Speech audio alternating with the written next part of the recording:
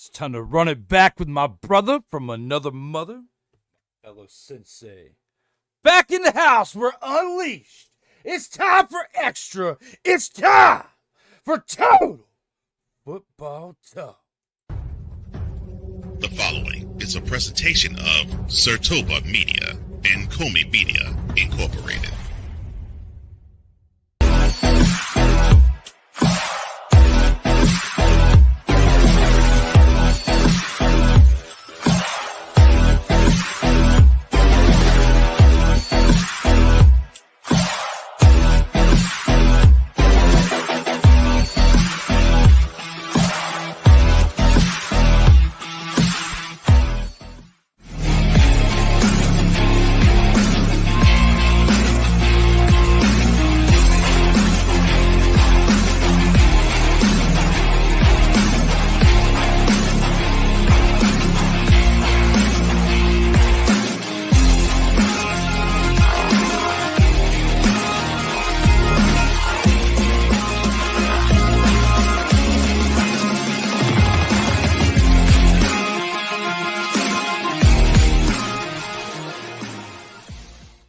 Oh yeah, it's that time again. Time for Total Football Talk Extra as we are live. Episode 19 in the house. I think I zoomed in a little bit too far. I'm your host, Drew Willingham, as we were rocking and rolling with Shenanigery in the green room, a fellow co-host, guest co-host for tonight's episode on Sertoba Media, on Comey Media, as well as simulcasted on Snowman Multimedia. This is a gentleman who's a great friend of mine, somebody that I have several episodes, I believe it's 36 episodes of the Sports Senseis Unleashed, a project that we had started up together a couple years ago and had done for quite some time. And now, for the first time in quite some time, my fellow sensei, we are back in the house. We're going to talk football and also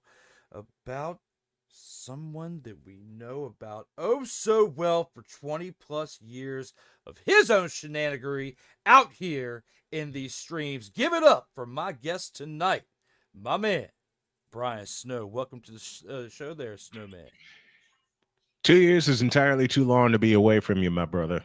Thank you so much for having me tonight. I totally appreciate it. I am honored.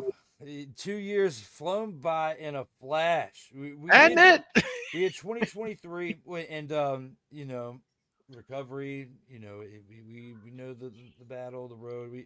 You and I both had our own health scares throughout the 2020s. And having to make comebacks. And now that we're here to be able to talk sports and to enjoy this time yet again on a Friday night, which during these times on Fridays, I was at work. My schedule flipped. I work Monday through Thursday now to where I'm on call. And now I can, have some freedoms to where hang out with you, go do some family stuff, and enjoy the Christmas weekend as you can still celebrate throughout the weekend, even if you worked it throughout the week during Christmas, Yep. in my opinion. And right now, the last show I'm doing before my holiday break for a couple days is with my man Snowman, the Snowman Brian Snow. Look at the graphic with the Snowman holding a football with the Snowman as we are hype. This feels like an episode of the Sports Senseis Unleashed. As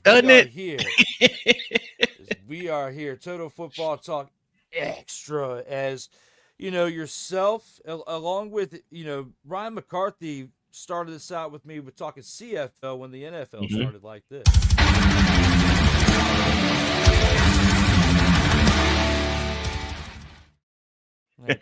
Beautiful. Scientist. I'm going to get the mad scientist. Of course. Up one for who else could put intros together like that, man?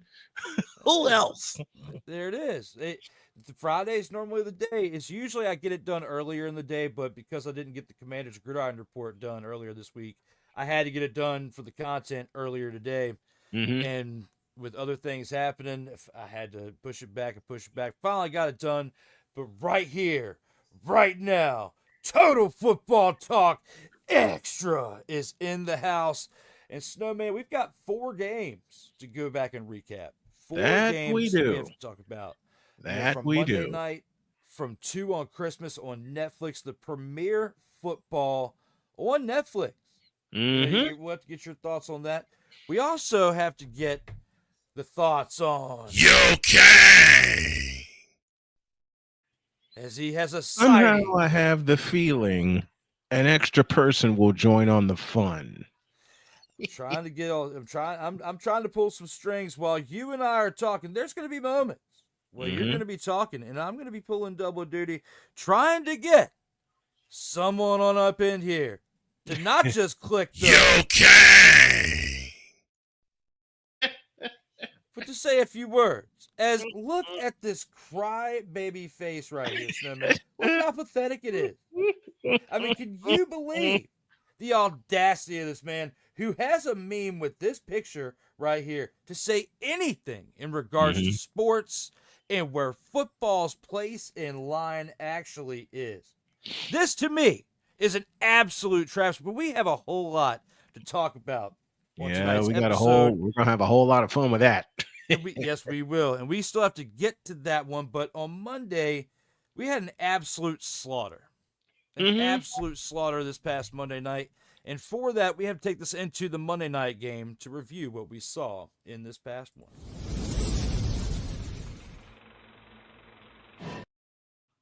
An absolute dumpster Pelican whooping 34-0 as the Green Bay Packers host the Saints.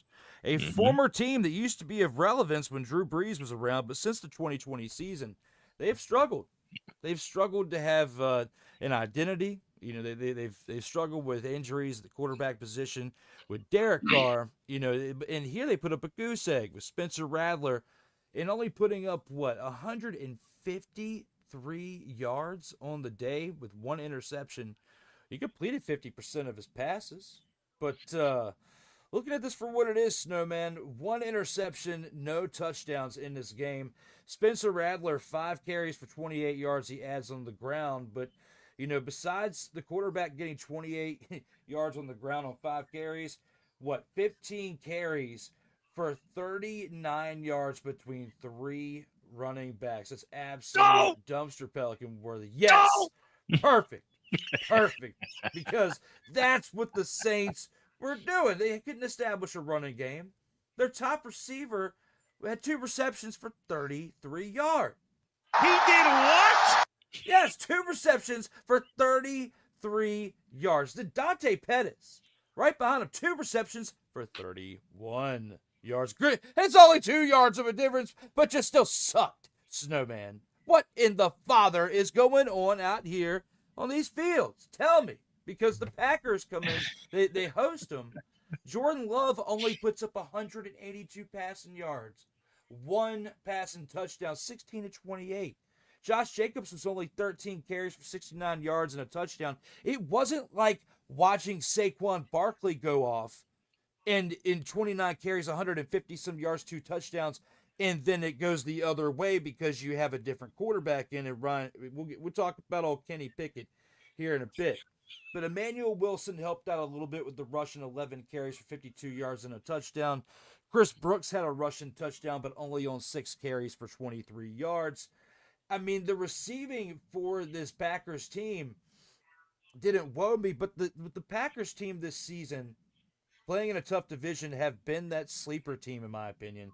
At 11-4 for their record, you're going up against Detroit, and you're going up against Minnesota in the same division, where easily within the last 2 games in the season, we could see a flip between the number 1 and the number 5 seed, which would be crazy.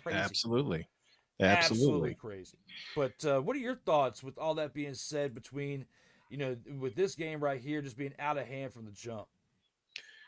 Let's see. How would my grandson put this? Green Bay's here. New Orleans, you can't even see on the page. In the immortal words of one of my favorite radio play-by-play announcers in Paul Allen, and this describes New Orleans to a T. Are you kidding me? What can Chris? What in the all types of blue hell Was that? Perfect. Perfectly played. Shout out to the bass. Shout out to Chris What Bass. was you? You know what? When New Orleans stepped on the field on Monday night in Lambeau Field, shout to the late John Facenda. You could tell from the first snap of the game that New Orleans took that it was. Or if you want to go a little bit further, for all of my old school video game heads, Sonic. Yep. Sonic, Sega Genesis, Sonic, 90s Sonic. You know I grew up in that time frame, Snowman. I was barely out of Huggies, expletiving my pants. But Snowman, I know exactly what you're talking about video games. Don't get me started. I'll go on. I know. I know. You and I are right here. Okay. That's what we saw on Monday night. Green Bay, you were talking about the numbers a moment ago, and you were reading the numbers, what Green Bay did, and you said something to the tune of they didn't show out that much.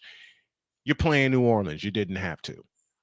You're not playing Drew Brees. You're not playing Sean Payton. You're not playing any receiver from that era. You're not playing the same New Orleans Saints as when Drew Brees was there for 16 years. Matter of fact, oh Lord, I can't believe I found this soundbite. It was when New Orleans took their first snap and then Green Bay took the ball back. They just simply told him, "Shut up, fool," and sit down.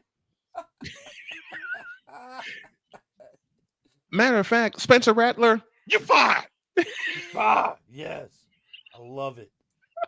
I'm breaking them all out tonight. You know, I got some aces in the hole for later in the show. I can't use them all too soon because I was using them all in the green room before we even got started. You and I are talking. I'm just all of a sudden clicking random buttons. Like, you know, even you know, Bruce was getting in on the action. Bruce was just straight up. Yippee-ki-yay, motherfucker. I mean, it is the holiday season. 'Tis the season to be jolly. And while I was at work the other night, you know, on Christmas Eve and Christmas Day, I did it both days. People watch A Christmas Story on Christmas during the rerun throughout the 24-hour span. I don't. I boycott it. I find a way each and every year, whether it's been on VHS back in the day, or DVD, or Netflix, or any type of streaming service, I watched the best Christmas movie of all time, and that's Die Hard, Snowman. Yes! Right here with Bruce Willis. Yeah.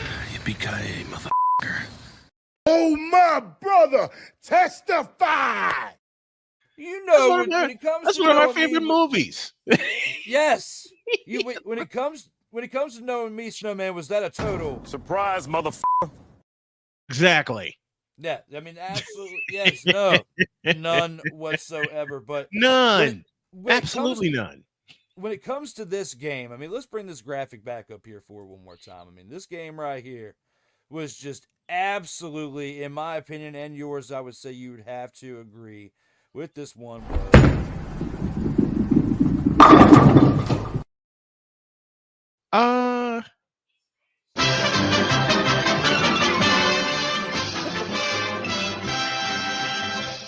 After the first series of the game, cry like LeBron in this graphic. That is what I see inside the New Orleans Saints locker room after an ass whooping like that. I mean, I could say that. I mean, we're not this show is not on the radio. Our other listen, not this one. It was a total ass whooping. Yes. I mean, it was a Stone Cold Steve Austin special. While I'm pulling buttons out, Green Bay told New Orleans, "Nothing for you."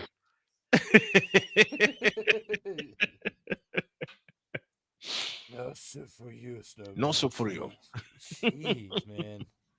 But with this Monday night game, it was definitely, I guess, something to behold. I don't know, man. I'm uncomfortable watching games like these. But hey, you gotta do what you gotta do out here in these. I'm just going to skim on over real quick just to see, because I don't know if we do or not for the original Total Football Talk. I don't think we have anything for Wednesday. Yeah, of course, you got to have that graphic up there.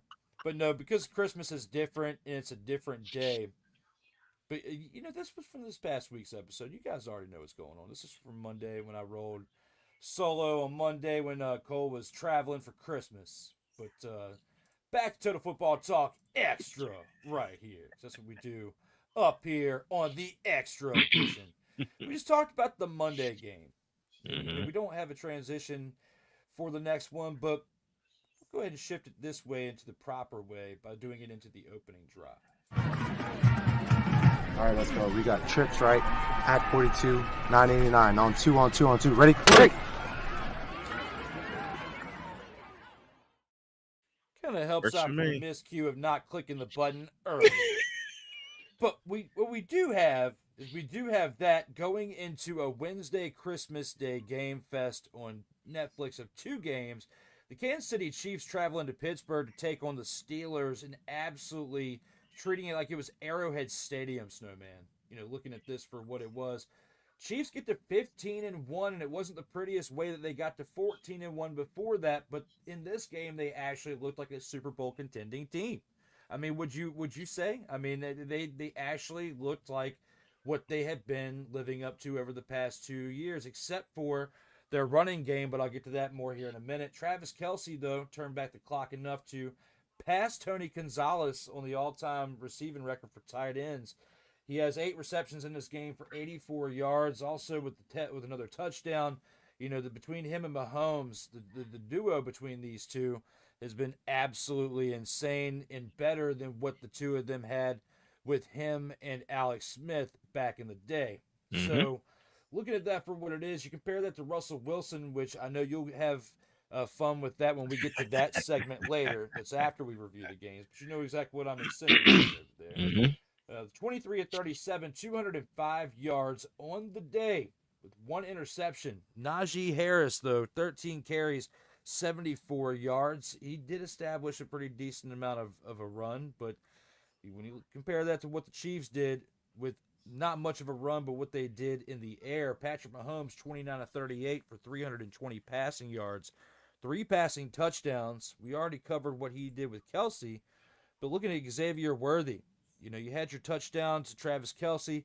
You had your touchdown to rookie Xavier Worthy, who is one of the steals, this draft. You look at what JD is to the Washington Commanders. Xavier Worthy is getting better each and every week in this NFL system with the Chiefs. 8 catches for 79 yards, just behind their number one weapon for over a decade in Kelce, who had 8 of 84 for a touch. You got Xavier Worthy with 5 yards less on the same amount of catches, but another production in the same with the touchdown. Mm-hmm. And Justin Watson with 2 catches for 60 yards and a touchdown. I mean, statistically, this team looked like they were, the team of old, but there were certain elements within watching this game, not only with it being on Netflix and kind of pissing me off a little bit, but we'll get more into that here in a minute with the production of Netflix and how RG3 ate that cake like he ate that Subway sub roll or whatever it was that got him booted from ESPN to begin with. But going back from that, and Harrison Butker having a perfect day on the field goals, and with all that, and I still can't get that image of RG3. Yeah, we'll get back to all that. He should be a snowflake of the week pick for this week for that. I should have picked him. He gets an Don't honorable tempt me. mention. Don't tempt You me. can't change it. The vote's I already know. in. It's like the presidential election. This is why I was saying when we were talking we were talking in the back, and I was trying to choose one. You gave me this because we were getting ready to go on. But man, I'll say more about the production of Netflix later. But as far as this game goes, I have a very simple saying. To be the champs, you must unseat the champs. And the way it's looking right now, the only team that may have a chance to unseat them is the Buffalo Bills. But problem is, they're going to have to go to Missouri to do it. I was saying the same thing, but then with Josh Allen in the hand with last week, and he only was able to throw like 150 yards. He was actually my snowflake of the week pick last week because of his lack of production. And then when you dive deeper into it and look at the fact that it was the hand, and I thought about it again after that episode, I kind of felt like a dick after that episode for going as hard as I did on Josh Allen. I'll just be straight up and own my own mistake and, hold myself accountable for that. Just being real. Like I was like, once I found more out about the hand, because it was kind of quiet at that point when we talked about it on Monday. There wasn't much reporting about it when we went live early Monday. So later that night, Tuesday, whatever it was, and I'm finding out, it was the hand affecting him. I kind of felt bad, but it's my pick this year. I'm sorry about, your 49ers. I've been talking smack a little bit about them a little bit, but I will say this. Brother, I've been talking smack about my own team, okay? Does that tell you anything? Just like I did with the Commanders last year. You remember that? You remember as much shade I as do I was remember it throwing well. down. And it's been fun doing the Commanders Gridiron Report, CGR, and having these episodes now where next week will be episode 40, where at this point I'm talking about them in a positive light, talking about what they can improve on each week. And the crazy thing is that a lot of the things that I'm discussing on there with, like, Sick Diggy in the chat and others that will acknowledge their comments here in a minute as well, they're bringing up some really good points to where it's not like the Commanders are watching the show, but they're already having these types of discussions. So it's fun being a part of the repairing and rebuilding journey of this team. The fact that I was at the Hail Mary game, to be a part of it, that part was awesome. It's better than if anybody were to go sit and watch a game consisting of... Okay. Well, he's not even guaranteed to go. He's going to be sitting out that game because he doesn't feel good, or he's got to sit in the chamber. I had a couple of occasions where I had a chance to see the real number 23 do his thing live. And one of those two times was the NBA World Championship in 1991 at Old Chicago Stadium, which still gives me nightmares from the standpoint of the noise where my ears were ringing. But I saw that final play. My wife and I saw that final play with Jaden Daniels hitting that Hail Mary walk-off touchdown, and both of us jumped. Both of us looked at it.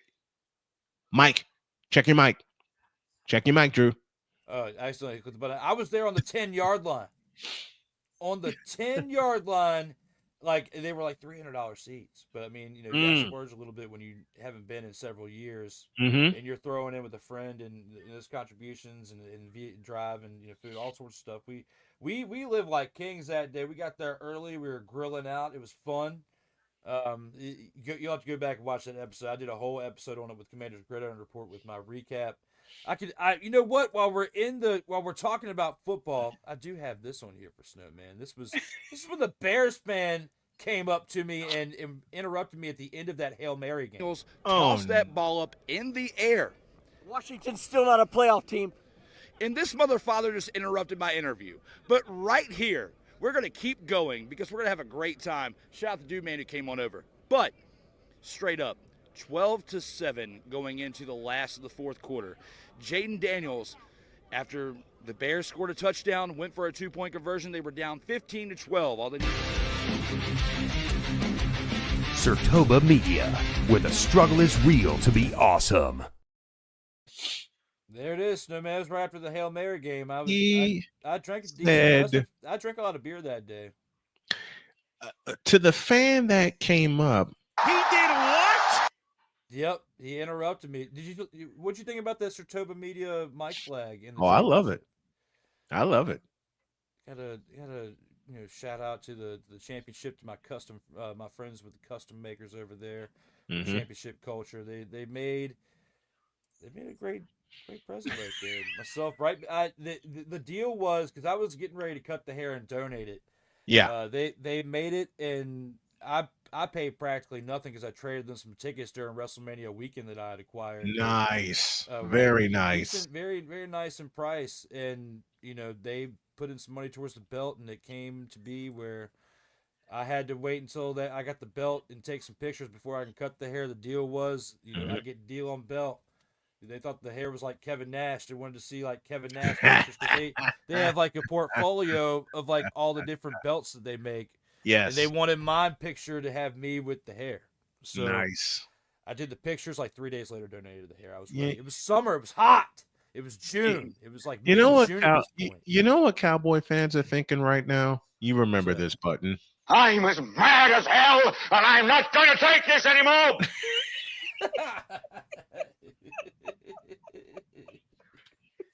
Oh wait, with the one thing with the Steelers, because we did jump off track with this. Right. The Steelers, Minka Fitzpatrick still, made some noise with Patrick Queen over there, but T.J. Watt getting banged up a few weeks back, I feel like has definitely been making an impact on why the Steelers team has been struggling, losing the past 3 games. I mean, three straight games in a row. They have been struggling, against the Ravens, against the Chiefs, against the Eagles, just lost to the Commanders. Their last win was against a team that was under 500 in the Browns. What are your thoughts with, going through this game with the Chiefs? Is this going to be something that rejuvenates them to where they can bounce back? Or is this going to be another nail in the coffin as to why the Steelers have been kind of pretenders all along throughout this season? The Pittsburgh Steelers, let me use my New York accent because I know Victor loves this, and a belated birthday and Merry Christmas to my buddy from Chicago. The Pittsburgh Steelers are frauds, period. I'll say it again. Matter of fact, give me this camera for a couple of minutes. The Pittsburgh Steelers are frauds. Why? You'll understand why later on in the show. Okay. I said what I need to say. The Steelers are frauds. You got to think about it. Matter of fact, this is the way I can put it when it comes to the Pittsburgh Steelers. They run out to a great record, 9-3, 10-3, and now all of a sudden they're riding a bumpy road to its finish, which is going to cost them the division. You just got to think. It just don't add up. And it's not going to add up at the end of the season. The Steelers are frauds. If they get a wild card, great. Will they do anything with the wild card? No. Just remember what happened last year.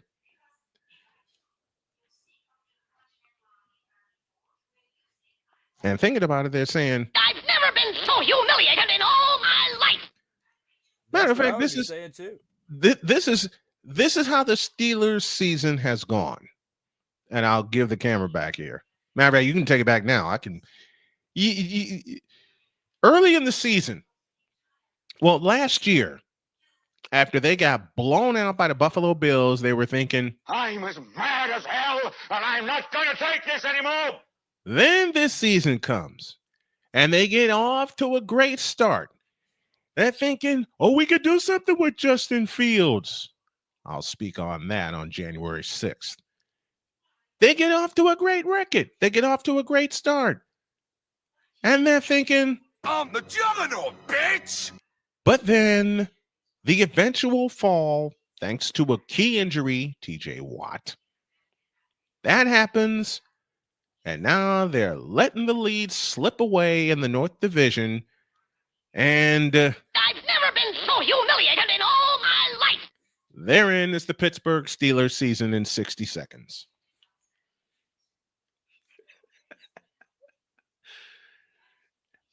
You want further proof? Look at the Christmas game.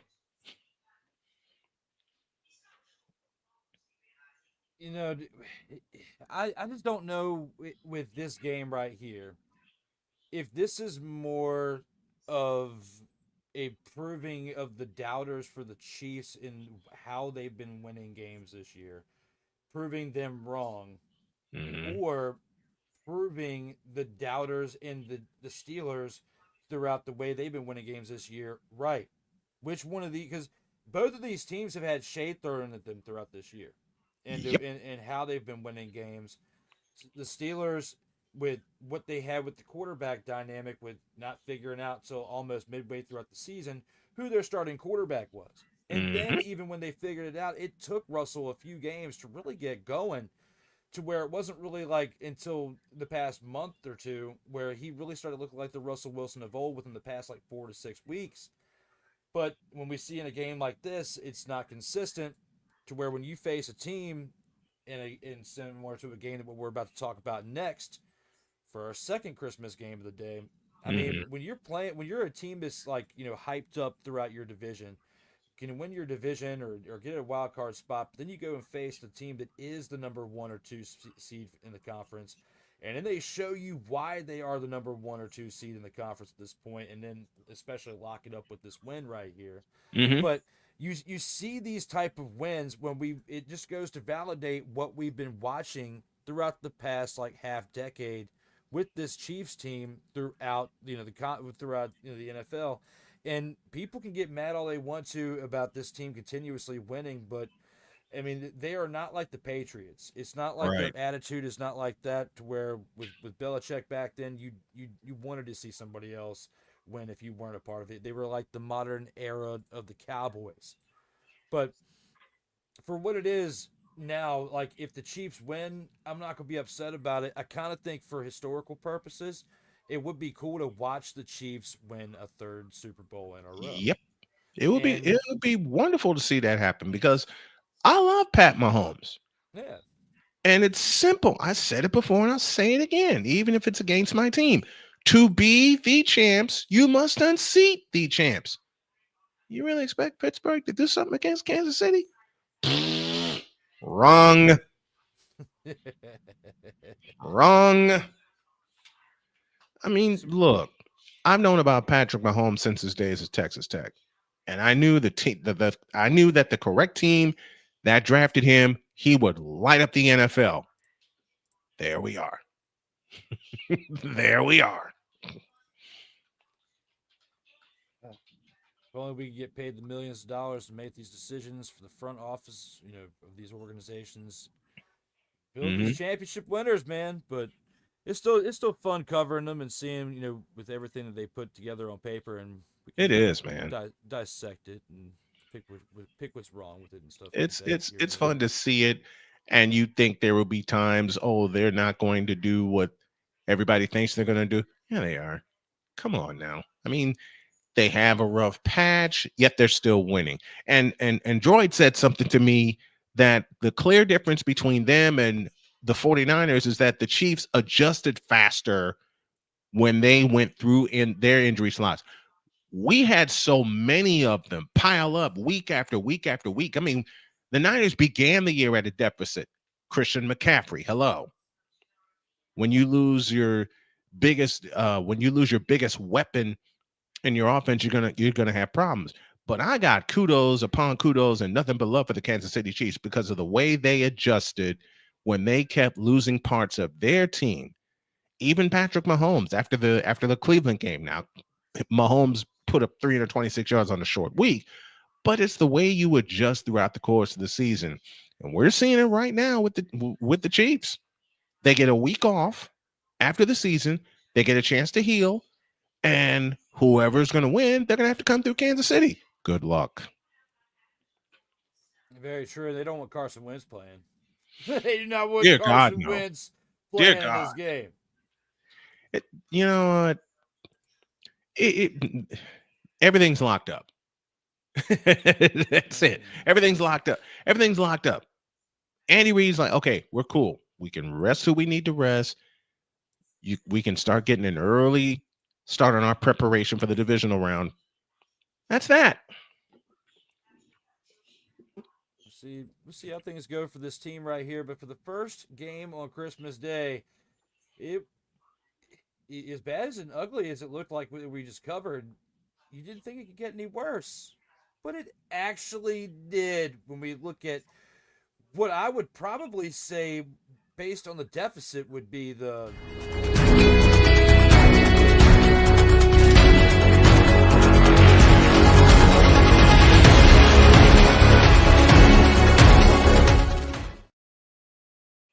Shout out to our friends over at Punch Deck for creating the music and allowing us the ability to use it on our YouTube channels without any type of strikes, as we are collaborators with them out here in these streams. But speaking of that, for our intro into the upset of the week, we have to acknowledge the fact that the Baltimore Ravens came into Houston, and literally I feel bad for Cole and what we're about to say about his team right here, because you cannot be a playoff team and even if you lose to a team like the Baltimore Ravens, lose in this manner, and you only put up, you would have had a shutout against you had they not given you the safety right there. I mean, that was like literally a gimme because they didn't want to take a chance of injury because of how far back they were pinned.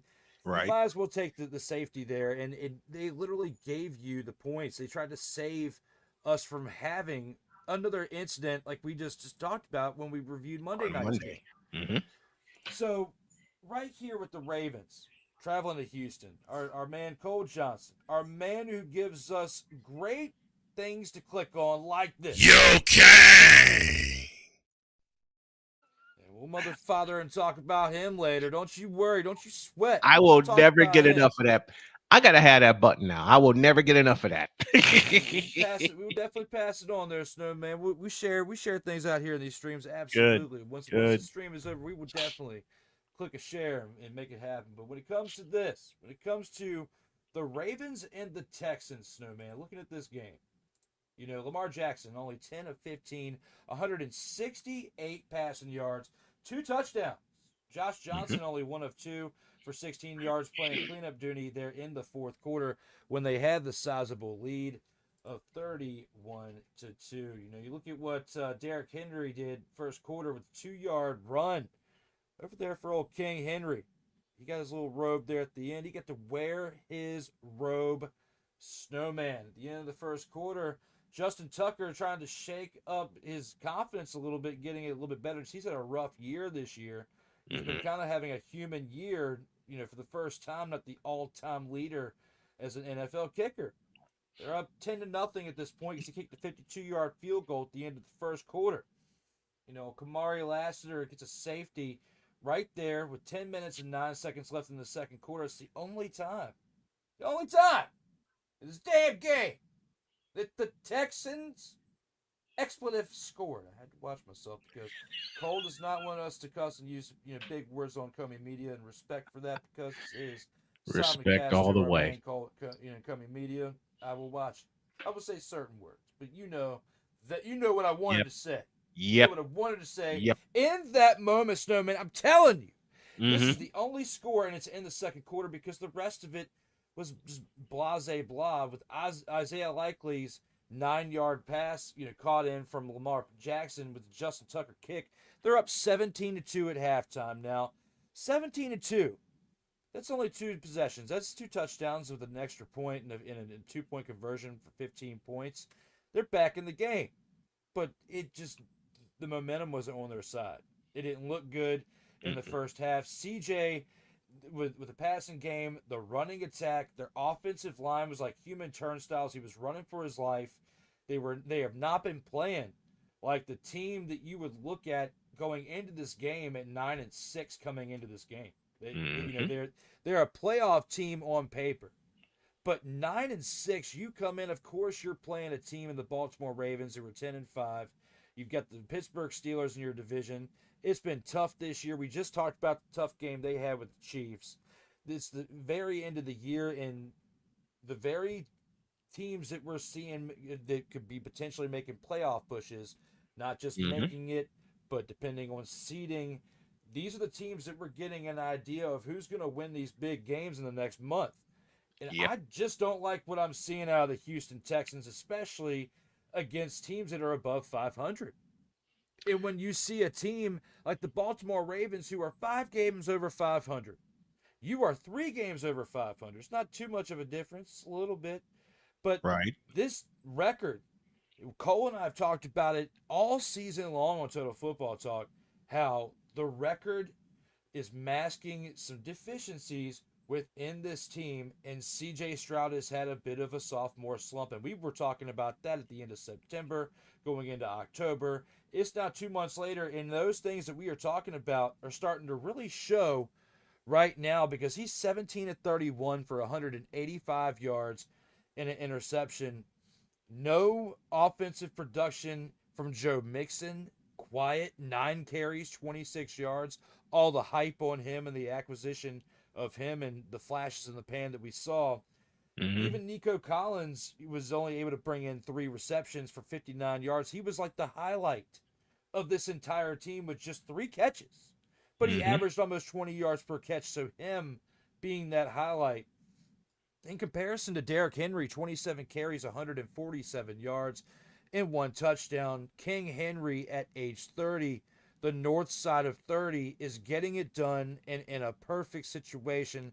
I look forward to getting your thoughts with this, along with Mark Andrews at a healthy state at this point. He had a run to where at the end of every year it seemed like he was getting banged up to where he wasn't able to make a run, wasn't able to do anything with them in the playoffs, and it was affecting the entire flow of the offense. And they didn't have a running back. Now they got a running back, they got a tight end.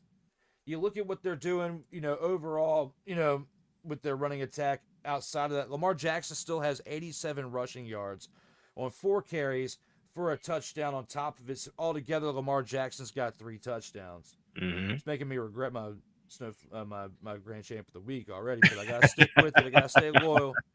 Got to stay loyal out here, Snowman. But when it comes to that, Justin Tucker only had 1 opportunity to kick a field goal. He was perfect. That one we talked about earlier, 52 yards. What are your thoughts when looking at this absolutely terrible rendition of what we probably need to really look at and say is more of a dumpster fire than anything? But we'll just acknowledge me. Gladly. Snowman's thoughts now. Gladly. The Houston Texans are in serious trouble if they can't keep C.J. Stroud upright. Joe Mixon for the Texans was supposed to equal Derrick Henry to the Ravens. Here's the problem. Joe Mixon had early success. Derrick Henry is having success at the right time, which is now, where he is needed. There was a horrible stretch, I want to say 4 to 5 games, where Derrick Henry got less than 20 touches per game. Now, Lamar Jackson and the Ravens are realizing, hey, we got him for a reason. We got him to be our workhorse now. Give him the football.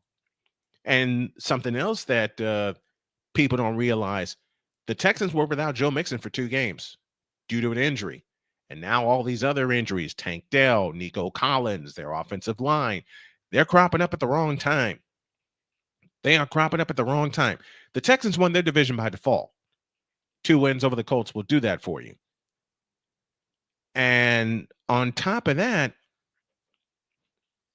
if these 2 were to meet again, A, Houston would have to go to Baltimore, and B, I don't see how they would beat them again. It'd be a repeat of last year, 34-10 in the divisional round.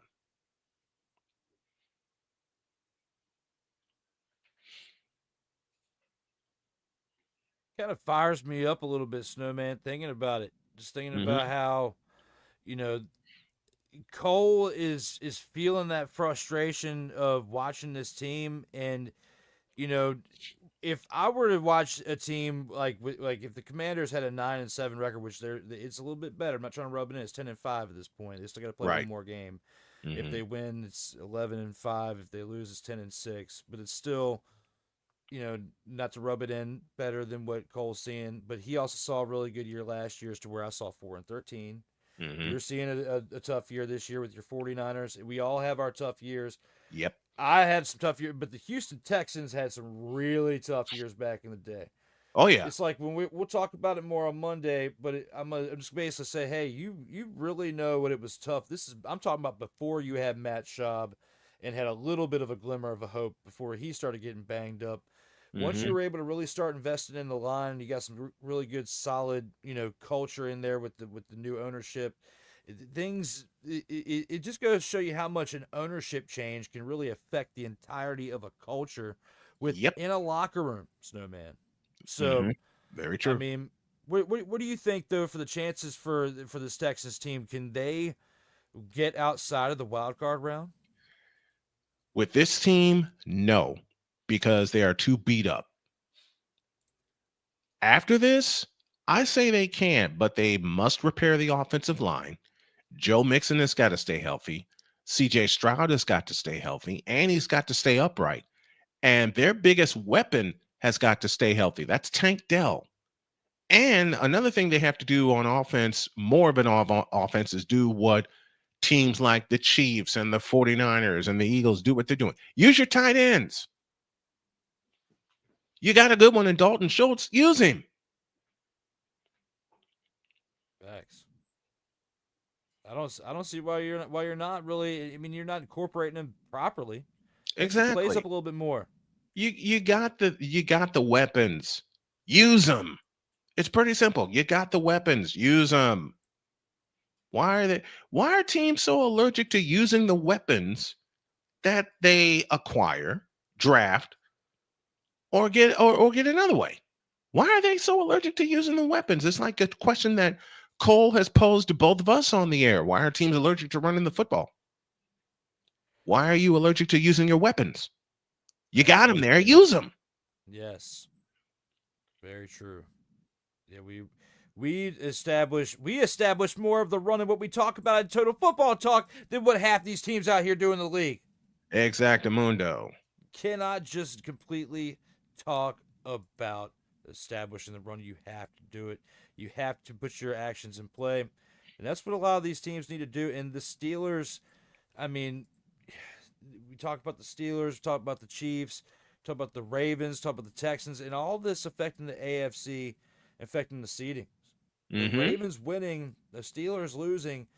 The Ravens are taking this division. Yep. The Steelers are at best wild card. We'll talk more about that. I got the whole playoff bracket breakdowns. We still have one more game that's not quite as lopsided in score, but it's kind of a It's heading that way. yeah. You already know, Snowman. We had so much fun with the shenanigery in the damn green room, and now we're here actually live on the air. We got to talk about it now. We got to break it down. Shades and all. I'm looking forward to seeing this character breakdown at some point here soon. But we got to wait until we really get to that point where we take the massive.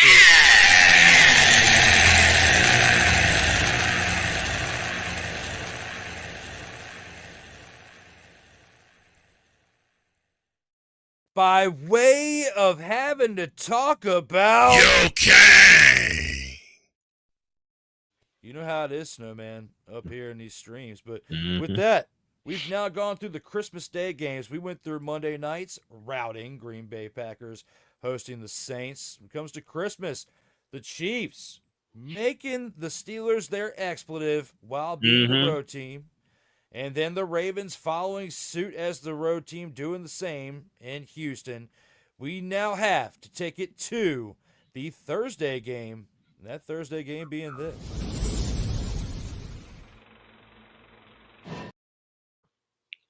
Absolute high scoring. Oh, wait, my bad. Not high scoring. It's Man, don't you ever do that again. Get excited, and then all of a sudden, boom, Snowman, bam, and then this happened.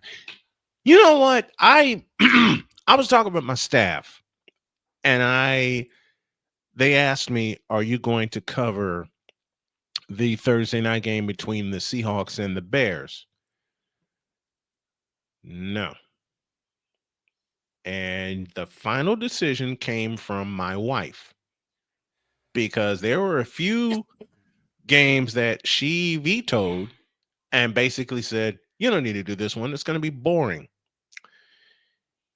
I think Dr. K saw this one a mile and a half away, because we were driving home from the in-laws, and I looked at my scores. I looked at my basketball scores.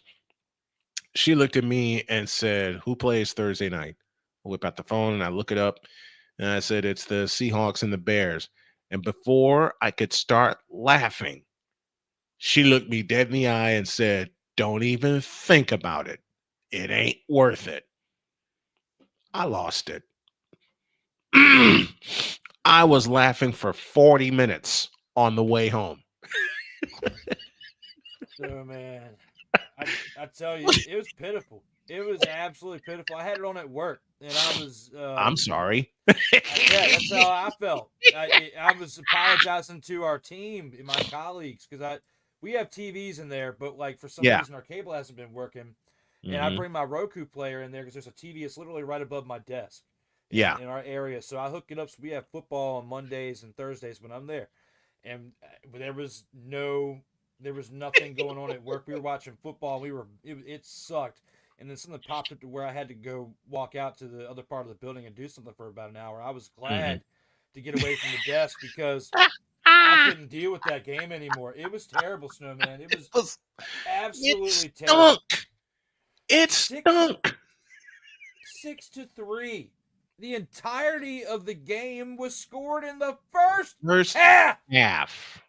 Nothing happened. Nothing after that. Halftime. 21 seconds left in the first half. It was 21 seconds left when it was a tie game. A high-scoring game tied at 3. Going to the end of regular halftime. Go to the end of half. 3-3. And Jason Myers kicks a 50-yard field goal to take the lead 6-3, and that's how they win on a 50-yard field goal at halftime. That's how it ended. That's how it ended. I mean, I woke up this morning and I knew we weren't going to be on the air. Thank the Lord for that. Wife had to work, and before she climbed into her office, she says, "What was the final score of the game last night?" I said, "Baby, do you really want to know?" She just shook her head and went, "No." I said, "Baby, let me put it this way. There was a grand total of 9 points scored in that game. Anybody who knows Ferris Bueller's Day Off gets the reference." I said there was a total of 9 points scored in that game, and only 3 of them were scored by the Bears. She said, "Are you kidding me?" I said, "Baby, you watch football with me. You have watched football with me for the length of time we've been together. You know I can't make this up."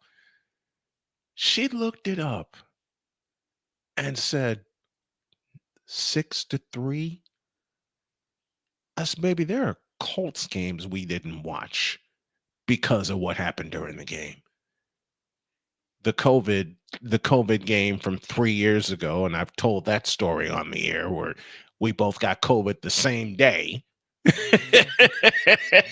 We watched the first drive of the Colts and the Jaguars, and we looked at each other and said, "The heck with it, we're taking a nap." That happened. Okay, that was the rarest of the rare for me. A Thursday night game that I didn't cover. I went to bed early, and early for me, I was in bed before 9 o'clock. And Jody looked at me and said, "What are you doing here? Aren't you supposed to be covering the game?" I'm like, "Baby, it's the Seahawks and the Bears." She says, "Come to bed." I did what I said. I came to bed.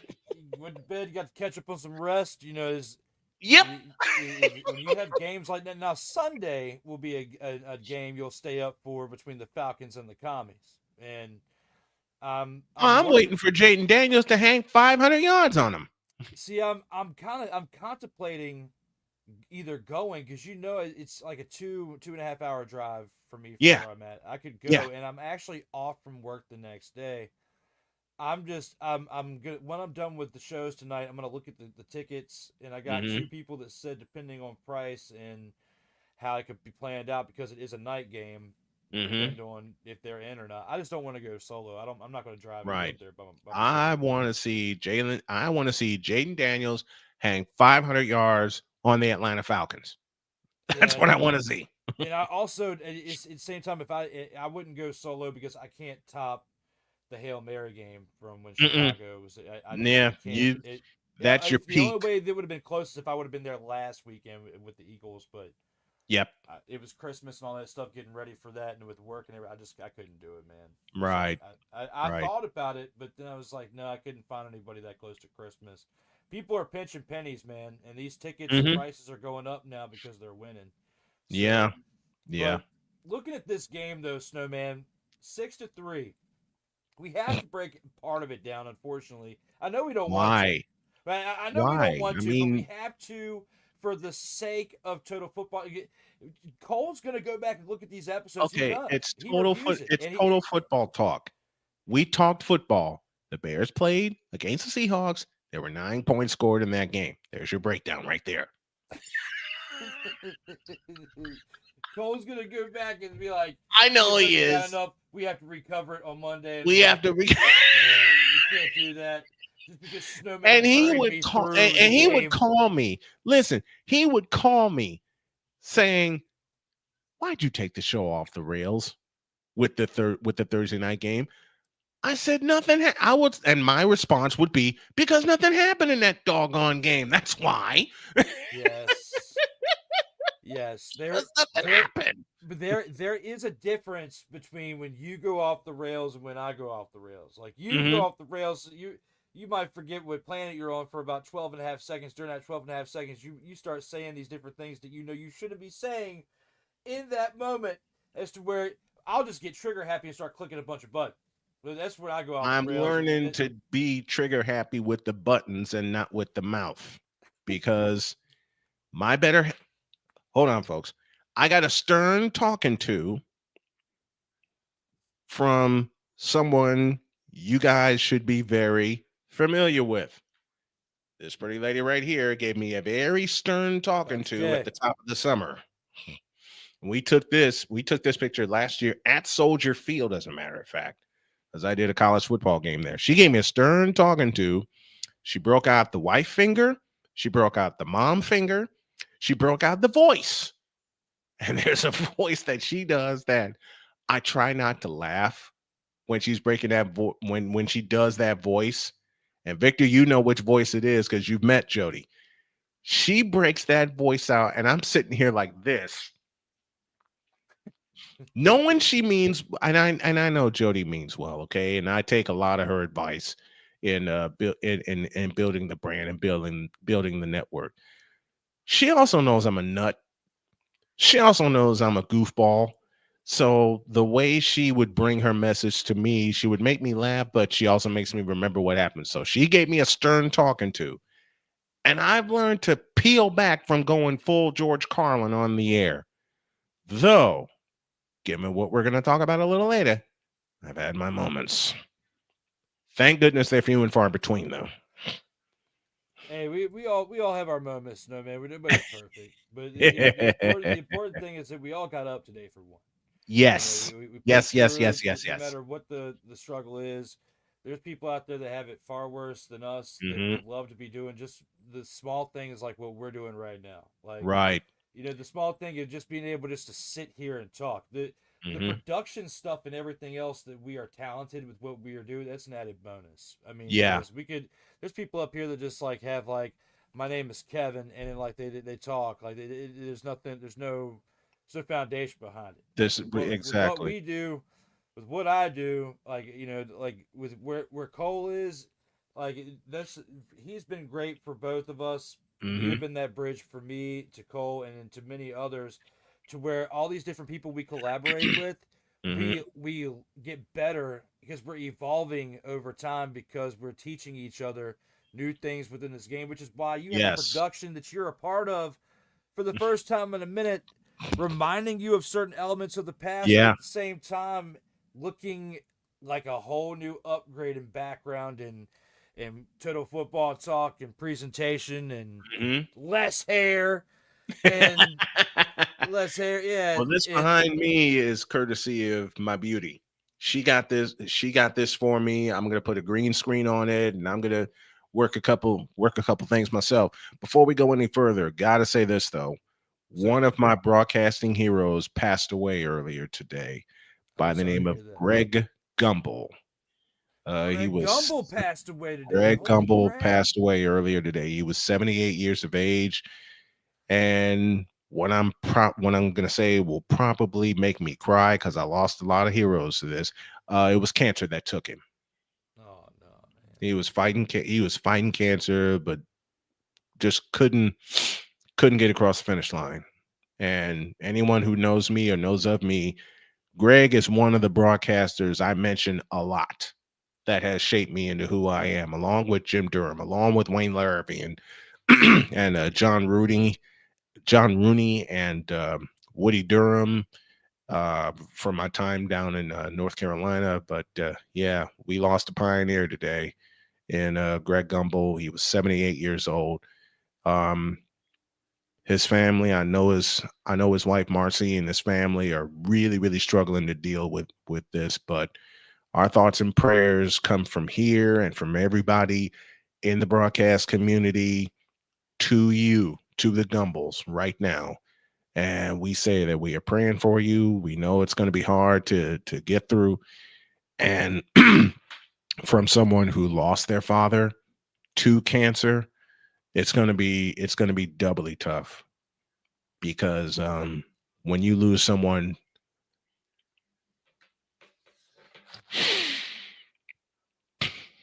I'm sorry, when you lose someone that close to you and that's tied in with you. And it was my dad who introduced me to Greg Gumbel in 1991. It was my dad who introduced me to Greg Gumbel he was the studio host for the NFL Today after Brent Musburger left and went to ABC in 1990. My dad introduced me to Greg Gumbel. So is his son Brian Gumbel, or is that his brother? That's his brother. Okay. That's his brother. So there's still a Gumbel around carrying the tradition. Is he still working like actively? Yeah. Brian's still at it. I haven't seen him in a while. Yeah. Well, he's peeled back his schedule a lot. You know, it was the Today Show that got me into Brian Gumbel. It was my dad that introduced me to his brother Greg, as I said, in 1991. And then I started researching Greg the same way I started researching Jim Durham and the others. Turns out Greg, for the longest time, he did work at ESPN during their infancy, and he was also the television voice of the New York Knicks. He was the television voice of the MSG for the longest time. But rest in peace, power in paradise, Greg Gumbel. Definitely a legend out here. And if it wasn't for them paving the way, we wouldn't have, things on the internet like podcasting to keep the dream alive, to where exactly it still gets enough reach at different points to where, even though it's like playing the lottery, you're the one out there that set the bar to where it gives us hope with playing the lottery each time we go live, to where you never know. With certain shares, there's been certain videos that we've had that have been shared that have been a reason why there's been spikes in subscribers or likes or videos or watch hours, wherever the case may be.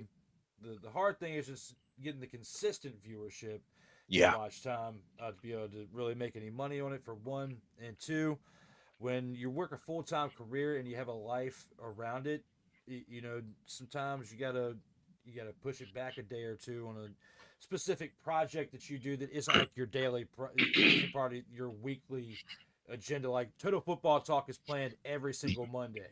Yeah. Extra might not happen at the exact same time on Friday as it did the week before, but I do it on Friday. And then there's other projects, like, how it is, Snowman. It's like you try to stick with it, but certain things, if they're not like consistent projects, like D Willy in the evening and stuff, like I'll push it back a couple weeks. But speaking I love that show, right? When you go completely, I have. You go completely off the rails, and I love it. Yes, I did. Taco Tuesday destroyed Santa and the evil little people. Paying homage to Snowman with the comedy show. When you told me the title, when you told me what the title of your show is going to be, man, there were tears in my eyes, tears of joy, because to get that kind of honor, man, I can't thank you enough for just being there. Brother, season 3. This is season 3 that we're on. Is that one? Yeah. D Willy the Evening is in season 3. Snowman in the Morning is in season 11. And I got to show you a cool present that my wife gave me. I'll never catch you. I'm looking forward to seeing that. I'll never catch you on the episodes, though, because I can only do like 10 to 15. Oh yeah, you will. Yeah, you will. I'm laying the foundation. Some money to do it from home. I know it's gonna look. I know it's gonna take some time, but I know that break of yours is coming. This is what my wife gave me. One of the gifts that my wife gave me. Knows everything. If he doesn't know, he makes stuff up. That's what I'm talking about. Pops was the name I called my dad, and now my children call me Pops. So she found that, and she's found a bunch of other stuff here around my desk for me. So your break is coming, Drew. I'm praying that for you right now. I'm putting it out there. Your break is coming, and I know it is. I appreciate it, brother, and yours is too. We just gotta keep hanging on. You know. Oh yeah. We keep bringing them that fire, that great content. They keep watching, they keep getting entertained. We got all these comments to actually review real quick because I didn't really pay attention to them because of how fun we were having with this, and we had to review the games. I will say this. So Cole, if you get to this part an hour in and we didn't go to the stats of it, you know the game sucked.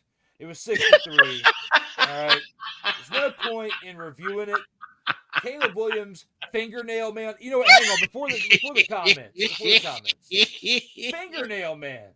Oh, 16 no. to 28, 122 yards and 1 interception. He probably would have done better and would have had more aerodynamic in between his fingers if he didn't have painted fingernails. Didn't have painted fingernails. His would be better with aerodynamics, no man. You and I both know that. Yes. It's the absolute mother, father, and truth. Okay? Yep. It absolutely is. Coming from Detroit. DeAndre Swift coming over to Chicago, the land of the deep dish pizza, and CM Punk.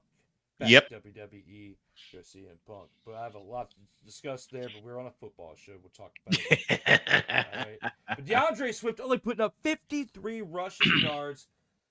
That's still not as bad as the fact that his 53 rushing yards were about half of the production that his quarterback had in passing. They don't use him enough. I've said that all year. They didn't use him enough in Philadelphia. They're not using him enough in Chicago. I mean, DeAndre Swift is severely undervalued. And then looking at what Caleb Williams is doing, Caleb Williams had 37 yards on the ground on 5 carries, which is nice. But when you compare that to the 12 carries that DeAndre Swift had, 4 yards per carry, he's not even averaging a first down on 2 carries. He's got to get 3 carries to get a first down. You're not going to run the ball 3 times in a row primarily. Excuse me. The Bears looked like an absolute dumpster fire in this game where you only have 16 completions from your rookie quarterback. They're not mixing it up well enough, but at the same time, their offensive line has been having human turnstiles for like the past few seasons, which is why they've been Justin Fields couldn't even develop within the system because he was getting blame smacked out of him the entire time. This is my resistance band that I got from one of my doctors. You see the hole in this thing? That's the Bears offensive line right now. Ouch. I mean, the sad part is we're talking about the Texans and what they did against a team that like the Ravens. They're trying to go for the top spot in their division. They're a playoff team. We're also talking about how the Seahawks needed this win, and also the Rams to either tie or lose this Saturday, and then the Seahawks win the upcoming game in Week 18. They need to win this game, the Week 18 game, but also the Rams have to lose or tie this Saturday in order for the Seahawks to make it into the playoffs. Potentially, okay? Well, it's all potential from here. Yeah, because the fate's not in their hands. They just have to at least win in order to get to that point. But looking at that, you should not be having outcomes like this with a team like the caliber of the Bears who almost beat you. Well, the Bears beat themselves. All right, let's just be totally real. The Bears, we should have known that the Bears are going to find some kind of way to beat themselves. They always do. They always do. And I would say it's sad for a team like the Bears, but when you got a person named McCaskey running your team, you got problems. Lots and lots of problems. Even though it wasn't a high-scoring outcome for it to Didn't have to be. It still qualifies for...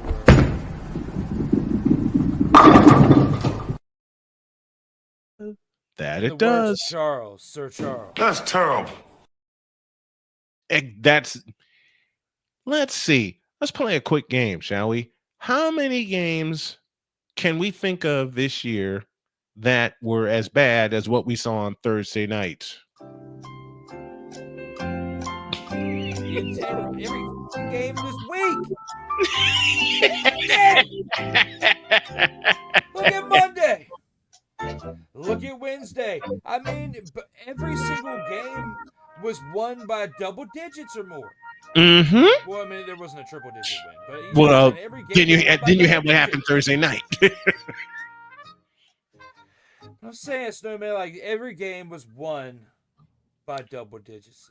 It's sad. This was one of the worst holiday showings for football that I can recall, along with the Netflix presentation that I still will say to this day I was not enthused with.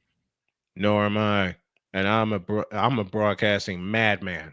Yes. Being in this for 30 years, I can't say I've seen worse. Because the bad part is with this game was as bad as the Netflix presentations. And yes, I pluralized it. Presentations. Yep. Because there's no way you can even at least try to equal what the blank we saw or somewhat saw Thursday night. Not a chance. There is one thing that Snowman and I can't explain, and it will take a little bit of explaining to do there, Snowman.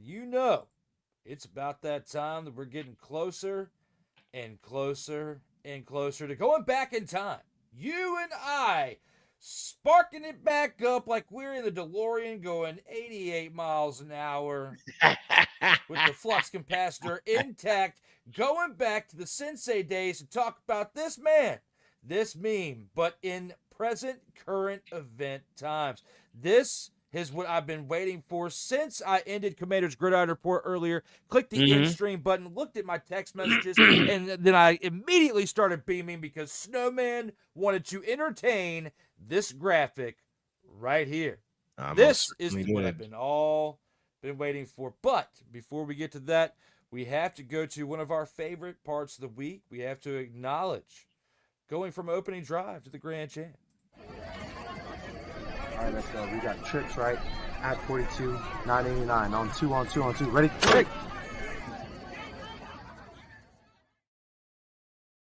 Total Football Talk Extra.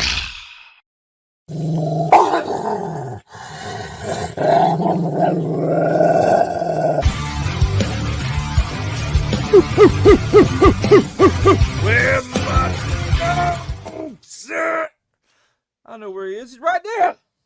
As we improvise with where my dogs at. Yeah, that was real time. That was me. We are live.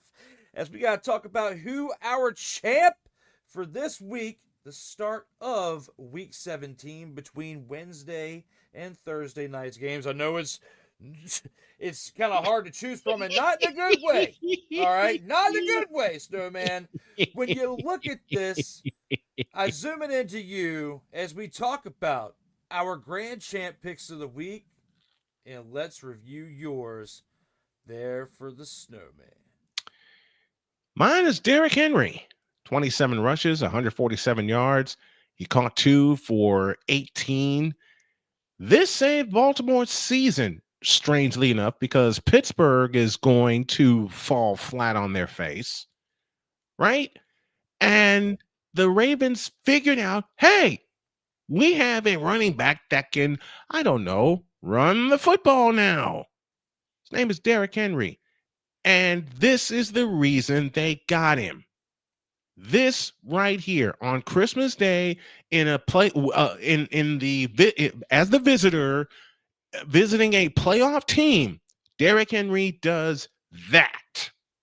These are the numbers you want to see and see often from Derrick Henry. And now that we're into December, we're about to go into January. I think now is the time you crank up the engines and you run the daylights out of Derrick Henry.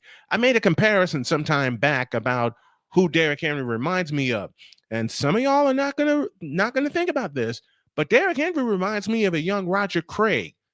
Give him the football. That's all the Ravens need to do. If they're going to win, you got to give Derrick Henry the football. 29 total touches. My target each week for him is 30. So Derrick Henry is my dog of the week. So Snowman's pick on the board here. And a bonus question within this, since you do have your pick here, Snowman, is he the lock for MVP, or is it Saquon at this point? If the week ended right, if the season ended right now, Neither. who do you have over them? Patrick Mahomes. But you could argue that for the stretch that it's been, the defense has really carried them. 15-1. This is an offensive. Think of the way the league thinks. I'm thinking more of the head coach would deserve that than Mm-hmm. the coach of the year. Think of the way the league thinks. Who do they want to see win a lot of individual awards? He wears number 15. Yep. Yeah, That's why I'm saying think of the way they think. Is he my pick for not only MVP, but Offensive Player of the Year? There's a tie, him and Saquon Barkley. Because Derrick Henry and Saquon Barkley are the reasons why their teams are where they are. Kind of like how Charles Woodson was a co-Heisman. Mm-hmm. Like you get the idea. MVP. You But get has the that idea. ever happened in the NFL? I don't recall that ever happening where we have a co-MVP or Yes, it did. 1997. Really? Brett Favre and Barry Sanders. The same year we had the co-Heisman? Well, not the same way you had the co-Heisman, but we had co-MVP in 97, wasn't it? Yeah. Yeah, so, all right. Well, it's weird. They were both in the same year. There was a bunch of fixing the books happening that year if that was the case, Snowman. Oh, yeah. That's all I'm saying. If they both happened in 97, somebody's cooking the books over there. You know exactly what I'm talking about. Something got fried in those books, man. Yeah, something's happening in those books. But we're going to talk about something over here, Snowman. We got to talk about the fact that not only you got your pick for the grand champ of the week, I got mine too. And I had to go in a direction where you were just talking about him for the MVP. I had to go with Patrick Mahomes here. Finally looked like a playoff quarterback this season. That's why I kind of debated you for a second, because his stats in this game we have not seen consistently like this from him at all this year, really. I mean, we've been questioning if this team would make it in the playoffs, even if they limped there, winning these one-possession games. They made that streak happen. That was cool. That's awesome. They set history. But the big history that you need to do is do something that nobody's done in the 50-plus years, almost 60 years of NFL Super Bowls, is win 3 in a row. Win 3 in a row. And with this type of statistic this week, he actually looked like the quarterback that could potentially lead this charge, because this team's been banged up a little bit at certain points this year, but overall, predominantly healthy in comparison to teams like the Lions and others like the Steelers, who have been really banged up throughout this year. That's really affected them. But the Chiefs, though, 29-38, 320 passing yards, 3 passing touchdowns with 1 carry for 12 yards. Again, he looked like a playoff quarterback in this game on Christmas against a team that had hype of potentially beating them on their own home turf. He comes in, leads his team on the road like he's done several times over, like that first Super Bowl that he won many years back when they won it as the road team with the consistent road wins, doing what they did to get the first Super Bowl. Snowman, your choice that you had for Derrick Henry was outstanding, and I don't think I did too bad right here with these 2 Netflix robe-wearing mother fathers. Exactly. So that is our choices for the grand champ of the week. Before we go any further, Snowman, we got a bunch of comments we got to acknowledge from the fan base over here. Snowman Multimedia, he's ready to rock and roll, as he was, because we had a little bit of a delay as the other show was delayed as well. What in the all types of blue hell, says Sick Diggy out here in these streams? The following broadcast is rated R for ridiculous and Avenger shenanigans. Avgear? What is Avgear shenanigans? What in the all types of blue hell? Rated R. Viewer discretion is advised. We have to be careful with it because we are Comey Media. We got to be respectful. Yeah, very much so.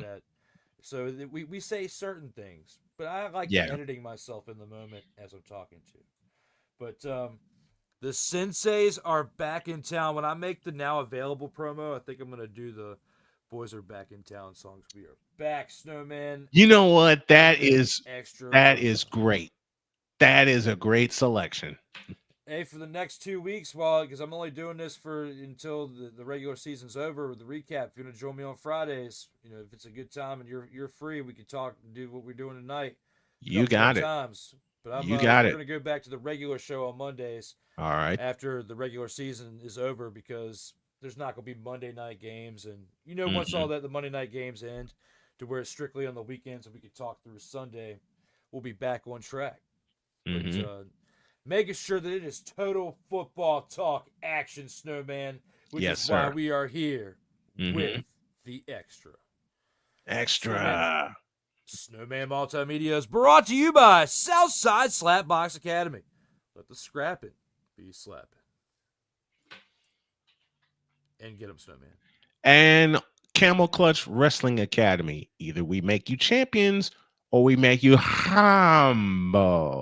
See, Snowman, I can do that with the humble. I knew I couldn't do it. I've heard him say it like 100 times at minimum. Like I know when I know greatness when I see it, and I have to let him have his moment with the humbling sound. You are most kind. As that graphic is pure genius. He loves it. I'm guessing that he loves the one with LeBust, which we will get back to here as we're approaching that. As we've gone through our first award, we have one more award to go to, even though I wish I could just give it to LeBron, but he doesn't play football, so we couldn't give him the award. As I've said throughout most of the program tonight, don't tempt me. Don't do it. Don't do it, Snowman. We reopened the dojo. The shenanigans are gonna be extra painful from the gut-busting left. The shenanigans are epic tonight. We got like 50 reels already we can make from this. We can make an entire month's worth of content in reels. I was gonna say only 50. I think we can make more than that. Triple digits already. You're talking about double digits, and we got triple digits just in that. Like, what's going on out here at Snowman Multimedia? I'm sure the spirit of Vince Lombardi was screaming. Oh yeah. What's going on out there? 34-0, but it was in his house. At least he was winning like that in his house. 34. Imagine doing that in New Orleans. Oh jeez. If your team's losing that bad, especially I'd run out of words. First half, when do you leave? How do you know when to leave? Given this season, whenever you feel like you need to leave. Okay. Given this season, given this rotten season for my 49ers, you feel whenever your energy goes down, you get out. Well, apparently, I'm just now seeing mixed message about turning my mic volume up. Hopefully, it hasn't been that bad throughout the show. Okay. Have you been hearing me okay? Yeah, I've been hearing you great. All right, cool. Well, all right. Well, my bad, Mick. I've been hearing you great, man. He says turn my mic up. I don't know what was happening with that, but yeah, I Mick. think it was away from you for a while. Oh yeah, I might have been sitting back for a minute when we were getting. Yeah. I think it was away from you for a bit. Yeah, Snowman and I get onto these tangents. When we start talking about stuff, I start shifting. I might not be in the body position that I need to be because I'll start zoning out to the left, envisioning what we're talking about while producing a show. Give me a break, Mick. I might be moving away from the microphone. I'm doing my best. I am guilty as such. I am guilty also of that very thing. But you also know the tricks when we like record it and then we download it. Like say if we're sending it off to a radio station or something, we can adjust the audio when we're editing it and turn it up. Yeah. And we usually can get by with it. It That's might how I not got be started as with crisp my and clear, but editing. it's louder. That's how I got started with my editing, doing a lot of audio. Mm-hmm. I did a ton of audio getting started. I do try my best to make sure it's good. I didn't have time to tune it earlier, so hopefully the other show's good too. But what I am going to do is I got to get back in the habit of tuning it before I start, so that way Yeah. it's just a one shot. I don't mind editing the video clips out, but I don't audio. I just don't feel like taking forever on. I've been trying to watch the breathe and all sorts of stuff. Oh, been there with that one. Done play by play for 29 years. I get it. I get it. Yeah, apparently Mick was having a really hard time listening to me. I don't know, but better be pissed off than the pissed on. He says. I mean, he's Mick. Mick, I think, was mad because he couldn't hear me all that well. Mick is also like 77 years old. Yeah, yeah. He's up there. I mean, I'm not sure. I'm just guessing his age, but he's up there in age. Mm-hmm. He's probably not even watching now. We probably pissed him off so bad back then.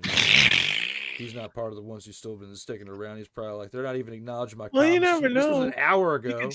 He could still be there. I hope he is. I mean, if he is, let me know. He could still be there, you know. The crybaby LeBron, the crybaby meme of LeBron James is brought to you by Snowflake Anonymous. The only safe space where a snowflake's feelings matter.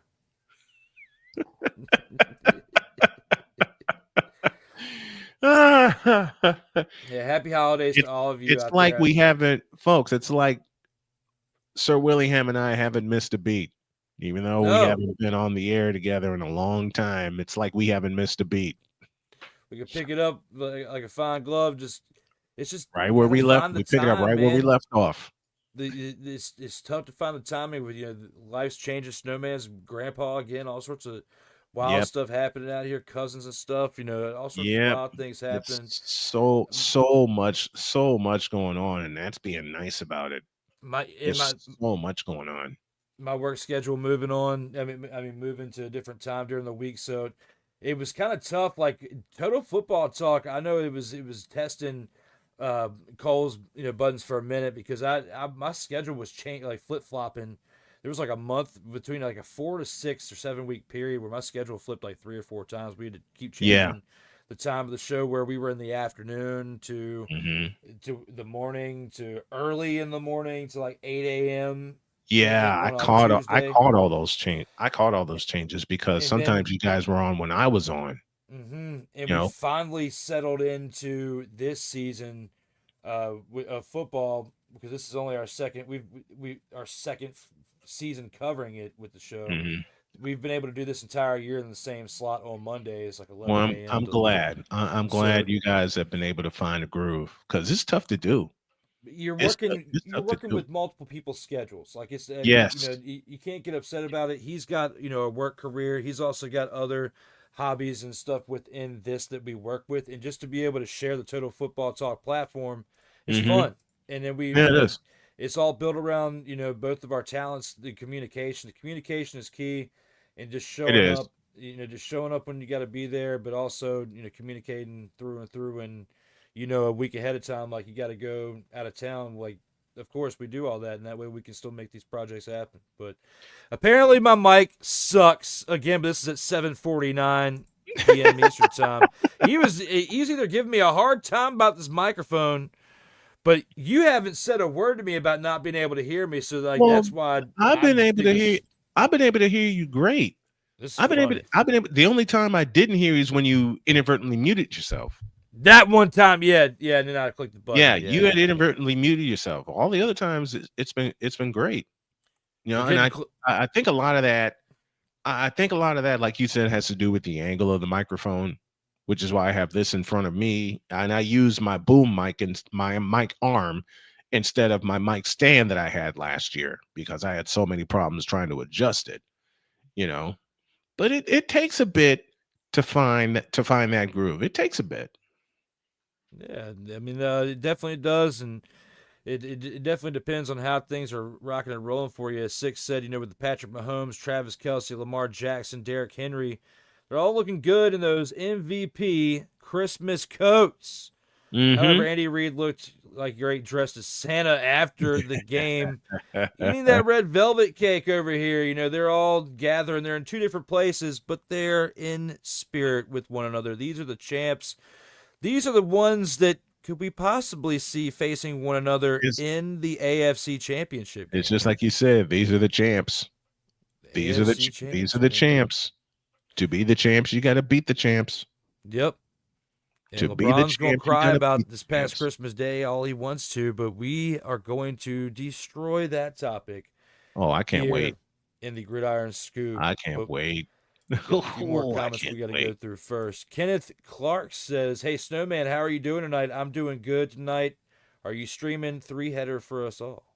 A triple header? Yeah, I got a triple header coming on New Year's Day with the college football playoff. So get ready. This is going to be a lot of fun. This triple header is going to be a lot of fun. Victor Locke talking about said the Bears-Seahawks game would be a shootout. And he said a shootout between the Stormtroopers and the A-Team. Let me talk to you. That was great, Victor. Ooh, you know what I do have because Victor is here. We're gonna shift over here for a second. I'm gonna take this off right here. All right. And I have a button that I can Oh no. Here it comes.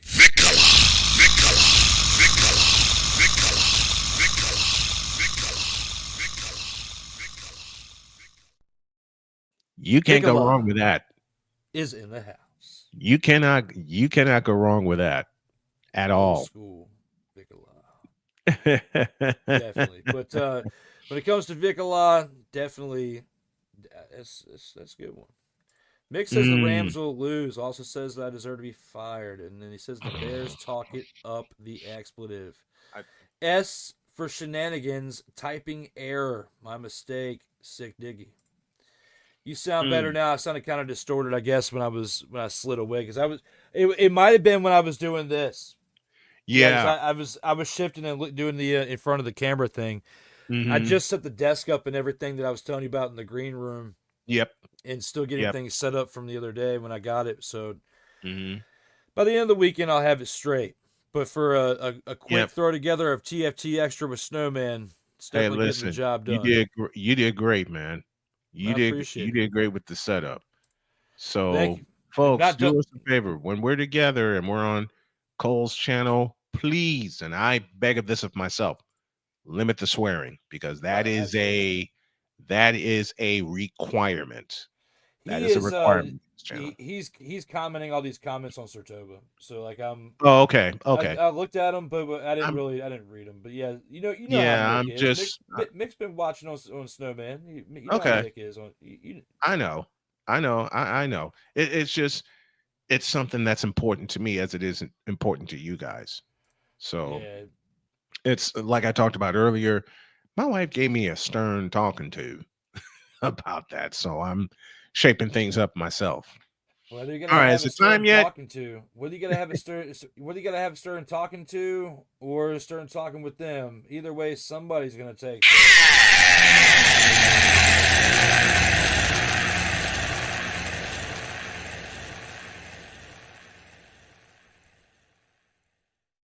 Snowman, it is now time.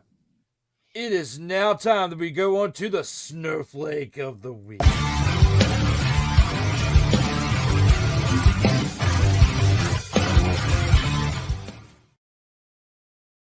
Total Football Talk Extra.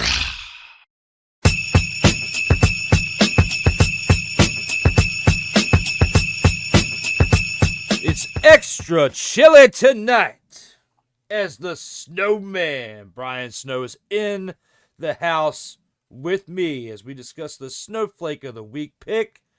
And first, it's Snowman's turn. Well, I had so many to think of it, but how can people say that this guy has rebounded and has done better since he's been in the starting lineup when you put these kind of numbers together with the world champions in your house. Russell Wilson is the reason the Pittsburgh Steelers are frauds, period. 17 of 31, 185 passing yards, threw an interception, didn't throw a touchdown pass. Hey, Russell, I thought you were Mr. Unlimited. Yeah, right. Well, the Kansas City Chiefs had a little something to say about that because you were very limited. If you were Mr. Unlimited, Russell Wilson, you'd put up better numbers and you would have put your team in a position to win. As it turns out, it's what I've said about you the second half of your career. You're not Mr. Unlimited. You're Mr. Cut Off. I'm done. Snowman giving his true thoughts on how he feels about Russell mother-fathering Wilson for his pick of the Snowflake of the week this week. Now, it's up to me. Tip the scales. We're not going to pick the same person now, but I am going to pick another quarterback, someone who put up an even worse performance that you would definitely agree on at this. And you probably would have picked him had I not picked him already. But this is my wild guess. But my pick was C.J. Stroud. 17 of 31. Absolutely. 185 passing yards. Look at the looks on his face. This is real-time plays from this game. This is actually what happened in the photos that I found. I mean, this has been an uglier than a sophomore slump play like throughout this entirety of this year. Yep. This team, we just talked about it earlier, has been disguised with the record that they had. They since winning the division or clinching the division a playoff spot, they've lost 2 consecutive games now. Mm-hmm. They've lost to the Ravens 31-2, as we just talked about. At least losing to the Chiefs was respectable, and that was in Arrowhead. You got whooped like this at home. Snowman, make it make sense. I can't. The only way I can make it make sense, I'll give you a little bit of Al Michaels. He did what? A little bit of Paul Allen. Are you kidding me? And my favorite sound of all time. Oh, I couple it with, let's see. How do I describe the Christmas games and the Thursday night game? Boring. Okay. There. I mean, did I at least fill the gap here for yours? Like, looked like an absolute dumpster pelican. Oh, you did great. You did great. Absolute dumpster pelican. Tried, Snowman. It's all right.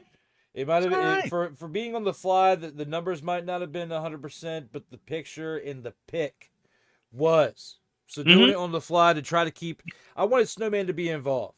Okay, I wanted Snowman to have his own graphic while we're talking about the Snowflake of the week, and at least the picks for what they were, for him selecting old Russell Wilson, and for him also selecting good old Derrick Henry. These numbers are right. I think these are wrong. I don't think. Look at Victor's choice. Look at Victor's choice for Snowflake of the week, and it ain't even close.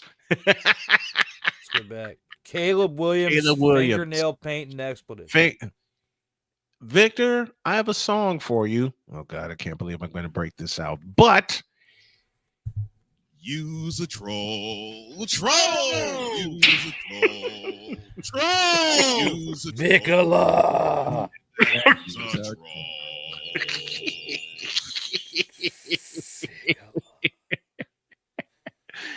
Yeah, it fits.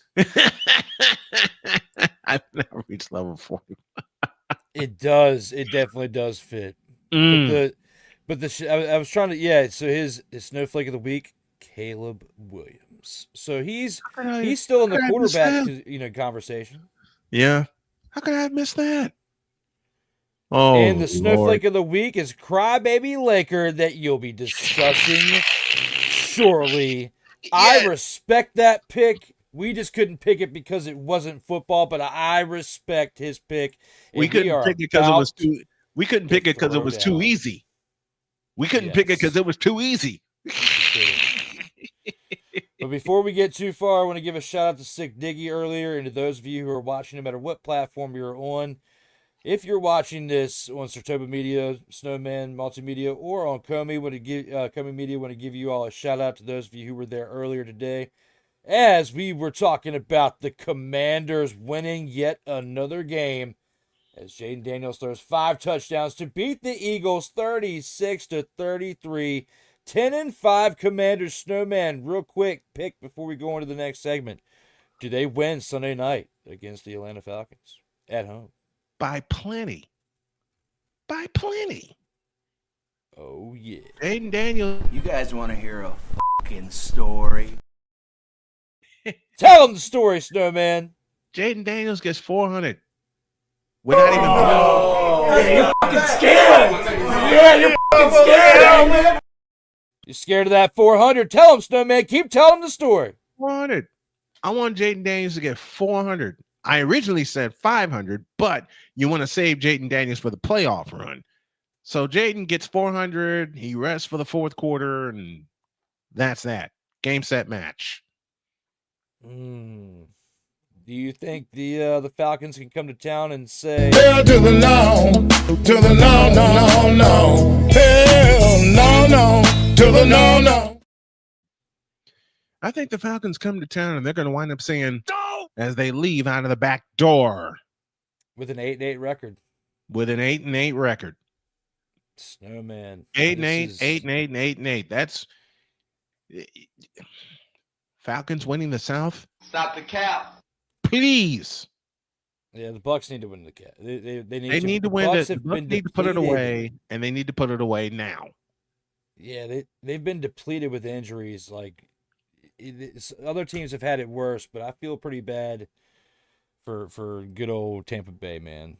But we'll see how it goes up in these streams. Now, got to get to our favorite part where we talk about the big old topic, the main topic that Snowman and I have to talk about here on the show, the one that you have been waiting for us to recap, because it's been a while since we have talked about this guy together. We're going to take it to the Gridiron Scoop.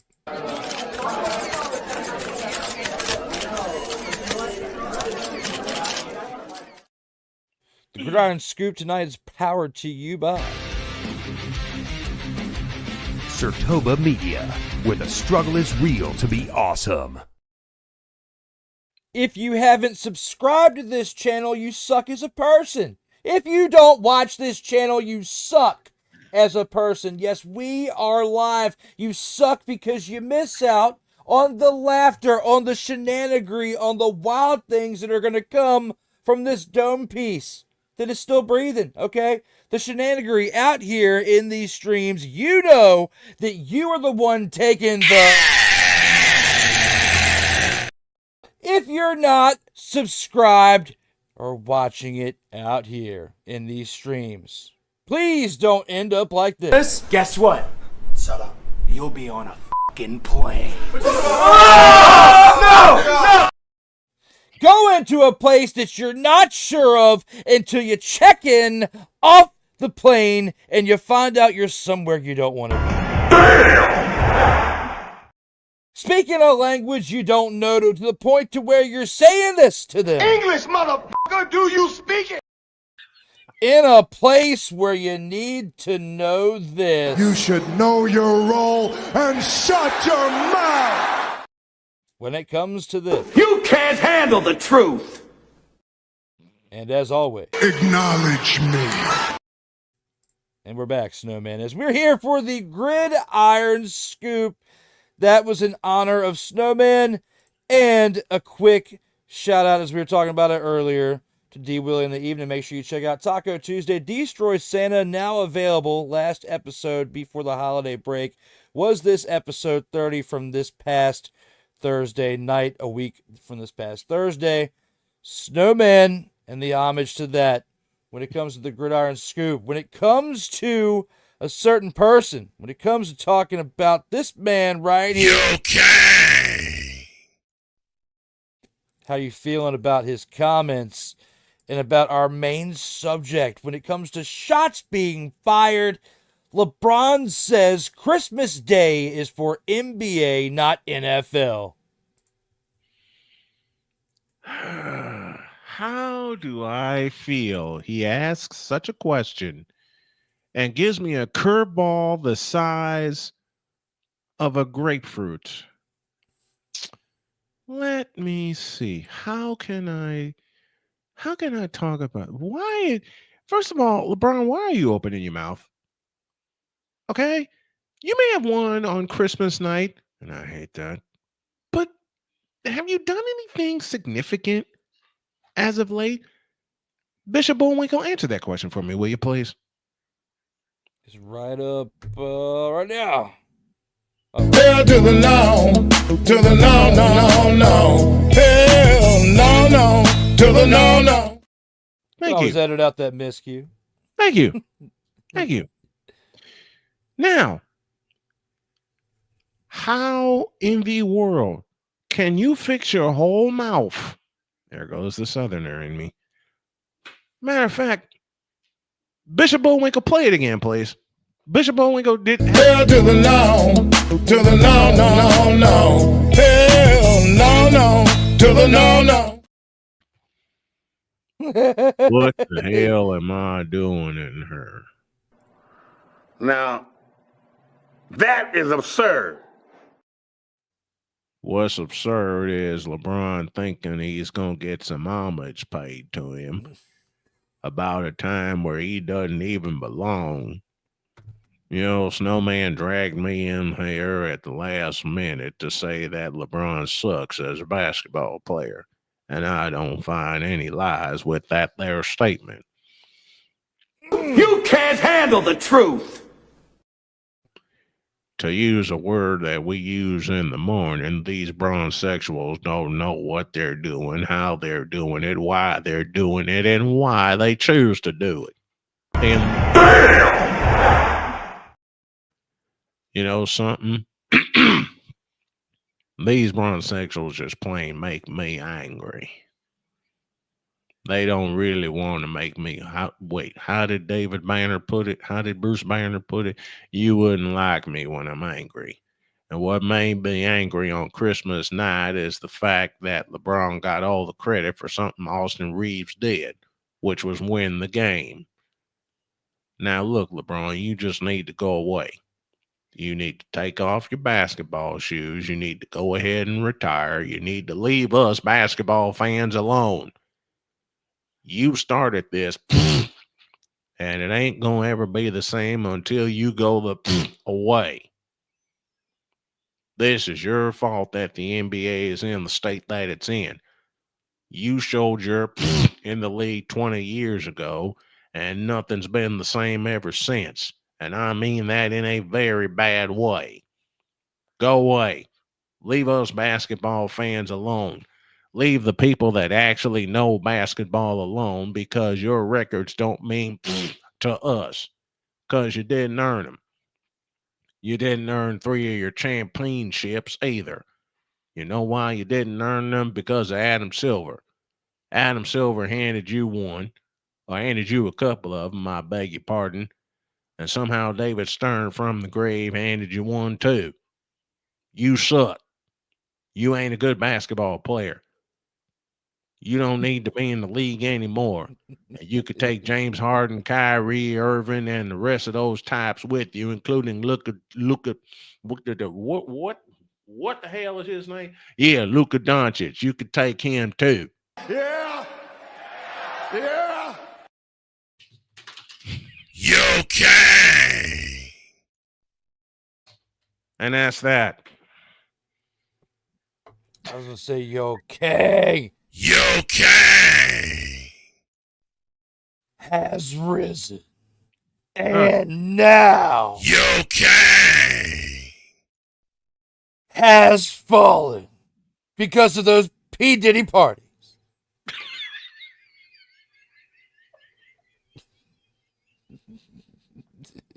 He got diddled by the diddler. Come on now, you and your southern characters you have. Surprise, motherfucker. It's time for old Willis McGahee Jr., 2nd of the 7th, come on out from the woods to tell you that we're all out here come on with the Snowman Holiday Gathering Special here on December 27th on this night on Friday. Talk about absolutely things don't make sense because this is LeBron James. And he is Okay. whether you like it or not, because there's a group of y'all sit around in a circle saying this every day.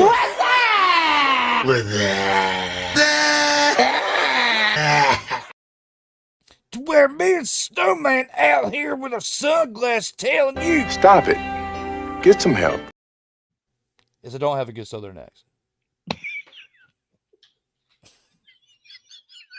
Kofi Kingston all over again. That was like Kofi when he was in WWE back in the day. I wanted to have that kind of moment. That was what I was looking to have right there.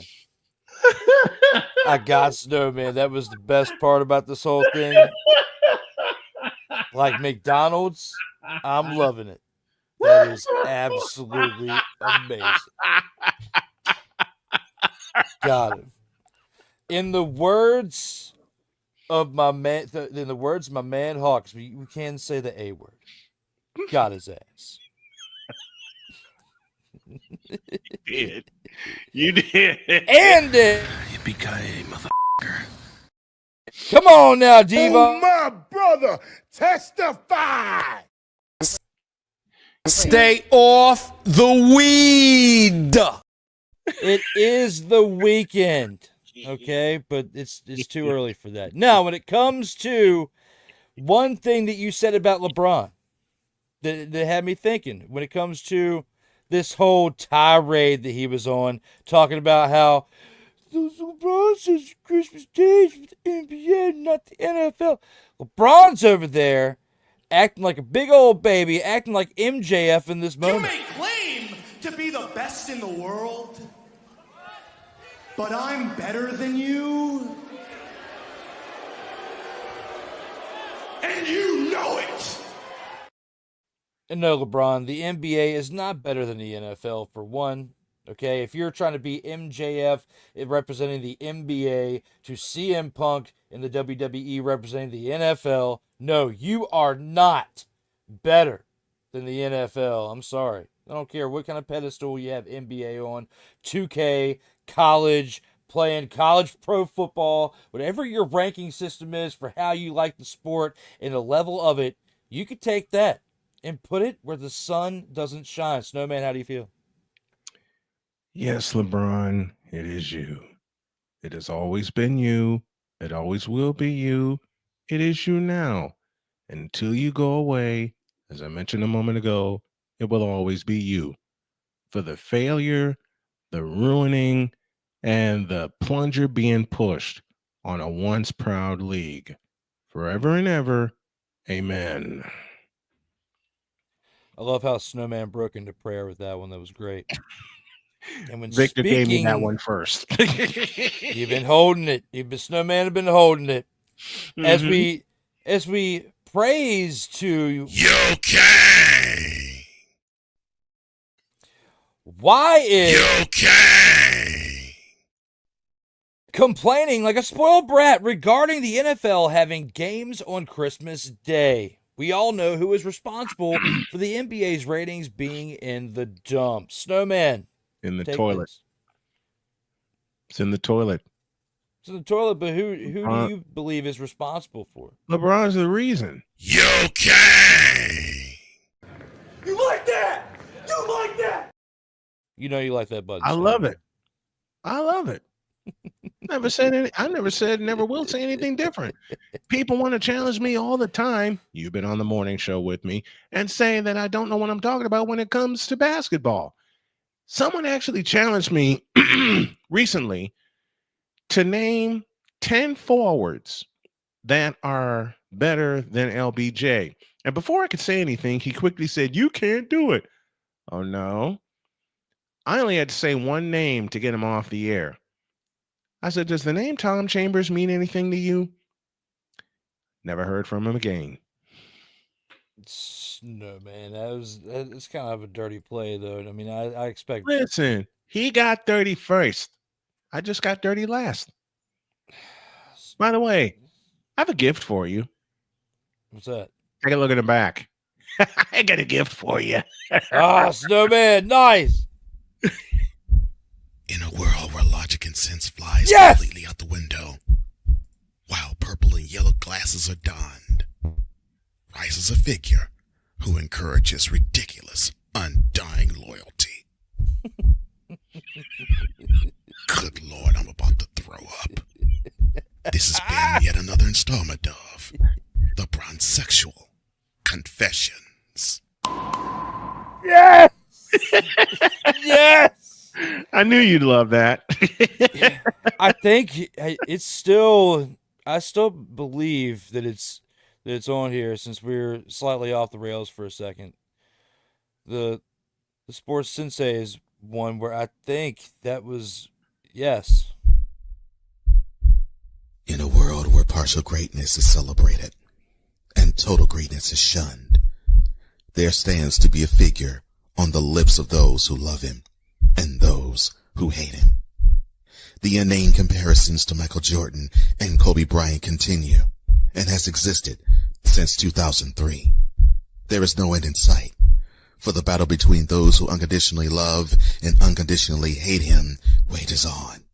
These are their stories. Welcome to the Bronzexual Confessions. I thought you'd like that. Yes. Trip down memory lane there, Snowman. I love clicking that button when we would go to these LeBron tirades because. Matter of fact, take a look now. Then I can match it. Yes, LeBron, it is you. It has always been you. It always will be you forever and ever. Amen. There it is. Cole Johnson for that piece of genius. And Victor for the narration. He's not the mad scientist for no reason. Yeah, he's the mad scientist. He came up with most of the stuff that we use and have spun off of. I mean, why not? Yeah, TFT. I mean, TFT. The intro and outro is created by him. Our commercials and stuff too, and all the graphics and stuff that we do, like per episode. Like I usually do those. Like we have our own ways to contribute with it, but yeah, Cole legend between the intros and outros, promos, and everybody helps each other step their game up. So if it wasn't for others contributing to the cause out here in these streams with each other, this wouldn't be possible. That's why it's been nice to catch up with Snowman for these 2 hours, and we got to talk for the first time about one topic that we talked about all the time. One more. That was Okay. One more for you. Bronzexual stupidity is brought to you by Hooked on Bronix. When you start talking like an idiotic bronzexual, Hooked on Bronix can set you right. Call 1-800-YOKAY. Yes. Which is where that was born from. Now approve all this. Cole needed a haircut in that point. That was great. The one that I really miss is the stupid university one. Oh, just a moment.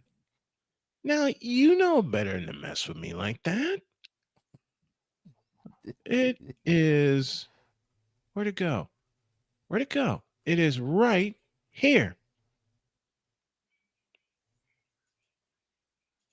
There you go. I realize that I think, even though it's not advertised, right, there has to be a place for stupid people. We don't know because we're not stupid, so we don't know anything about it, like a secret club society. Oh my gosh. So I come to the conclusion that he graduated from SU, stupid university. Yeah, and all the stupid ass letters that go along with graduating high honors of being stupid. I can't do no more, man. Aminos, dominos, vamonos. The favorite Stupid university, where everyone graduates. Magna cum stupid. That's my favorite part. The Faminos. I thought you'd enjoy that. Yes. Aminos. I remember when that was created. Those were good times. But Snowman, Those looking at that and looking at the bronze sexual confessions, everything that we just clicked on and talking about. Okay. Does his opinion deserve to be heard, especially with this expression on his face? No. That's an opinion you put away and laugh at later when you're having a bad day and realize, hey, my day's not so bad after all. Facts. Absolutely facts That's on what that, there, Snowman. I gotta leave y'all with this. When my wife and I went on vacation last year, Drew was one of my fill-in hosts for that week. Yes. Man, we were driving back the day you hosted and we couldn't stop laughing. It was all out shenanigery. You had Yeah, it Deeds was. on there. Deeds had all these technical difficulties. Didn't know how to work the damn thing. Yeah. I get on there. Yeah. You had McCoffey on there who was kicking it. Who was crushing it. And I went on there. I was like, sports and shenanigans, which fit, which absolutely fit. It fit the slot right there, Snowman. We crushed it. We absolutely did. Before. We're talking about LeBust. We only have one more thing that we have to look at, and that is we got to go into the post game. As long as it's one. That's great. I love it. Snowman, tonight's episode is episode 19. Since starting this extra project, basically I started it back when the NFL season was starting and we had the CFL and the UFL to keep us through the off season. We were using Total Football Talk for that. Well, because we were so invested into the CFL season, I was like, I talked to McCoffey about it. I was like, hey, you want to ride with me on this Total Football Talk Extra project? And we still talk about the CFL while Cole and I revert the Monday show back to just talking about the NFL once week one starts. And we did. And then CFL ended. And then it got to a point to where, like, because we have small windows, like, especially in the morning, because he's working. Yeah. He's got his work schedule during the day, and I'm getting ready to go to work because I work like 4 p.m. to 3 a.m. And then it's about a 45-minute drive there and 40 minutes. I'm gone from my house like 12 hours when I leave.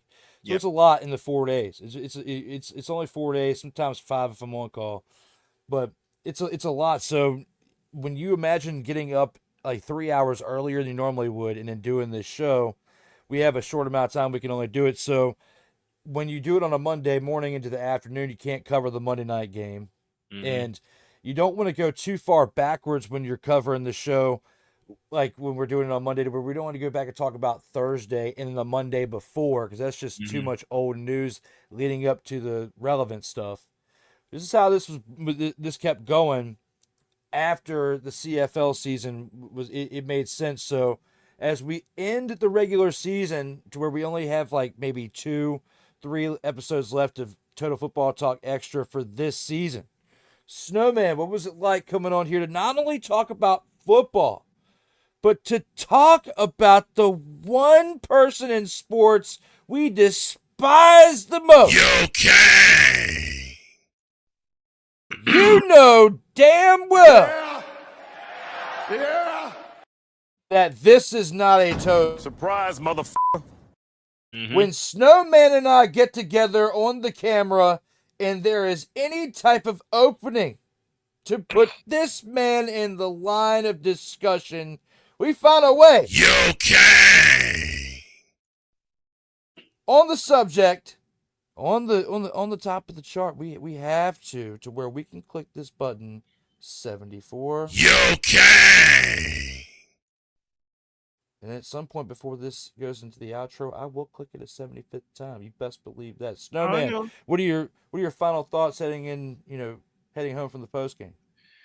Let's see. Post game thoughts. I was happy to do this show. I would be honored to do this show whenever you need me. I was dancing around like my little grandchildren. And I can't dance worth a lick. And I will say that out loud and just be honest with you. But I was so happy. I was so Christmas happy to do Day. this with you, man. I mean, this was Christmas all over again. And I truly appreciate it. Hey, Christmas for me is this weekend, so it's like me celebrating Christmas. I'm There you go. celebrating my version of Christmas because I was working that whole time. I'm celebrating my version of Christmas with Snowman for a little bit before I get up and go do some other Christmas with the family throughout the weekend. So just how it is. But I'm glad that I was able to get up with Snowman for a little bit and talk football, LaBust, and much more. But my bad, Snowman. You continue with the floor. My apologies. You're fine. I said what I needed to say. This was a blast, and I love 2 hours. Yep. 2 hours. I got to look at the archives. I think this is the longest episode of Total Football Talk Extra that we have had. Because, I mean, CFL is on like an 8-team league or whatnot, or 9-team. One of them's on bye. It's 4 games. Yeah. Covering 4 games. small league. UFL, same thing. It's all smaller to where you can fit different wedges of time in there to where it's usually an hour and a half. With Total Football Talk, the main show being 2.5, almost 3 hours on Mondays with Cole. But with this, man, it was definitely a blast. I got to do this with McCoffee, got to do this with you. And, look forward to doing this again at some point down the road there, Snowman. We'll have to get up again and definitely, do some projects together. I don't know about the Sports Senseis because of the way the whole dynamic was on a weekly basis because of, with scheduling and everything. And you got a lot going on. I got a lot, but we definitely have to find more time to where it's not so much time in between appearances together. The Senseis, we proved tonight where even it's been like a year and some change. Yep. And we get on here and the chemistry was just got on here yesterday and did the damn show together. Like we had done it yesterday. Like you said, I'll throw a suggestion. Super Bowl week. Super Bowl week. I'll throw a suggestion. Super Bowl week, because I will be indeed here in my studio covering the Super Bowl that will be at the Superdome in New Orleans. And my mission for next year is for my entire crew, you included, to hang out with us in Santa Clara, California for Super Bowl 60. That would be mother-fathering epic. What? I said it would be epic. Oh, my brother, testify. All there covering the game, and we have, between all of us, all the technology we have, we can definitely make some epic content while we're there. Oh, for yeah. Not only the live times while we're there, but for the future to chop up later on like other people do. It'd be great.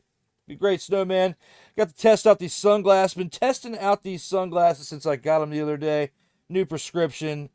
The whole blue light filter thing for the computers, and it helps with all these lights in my face for the green screen.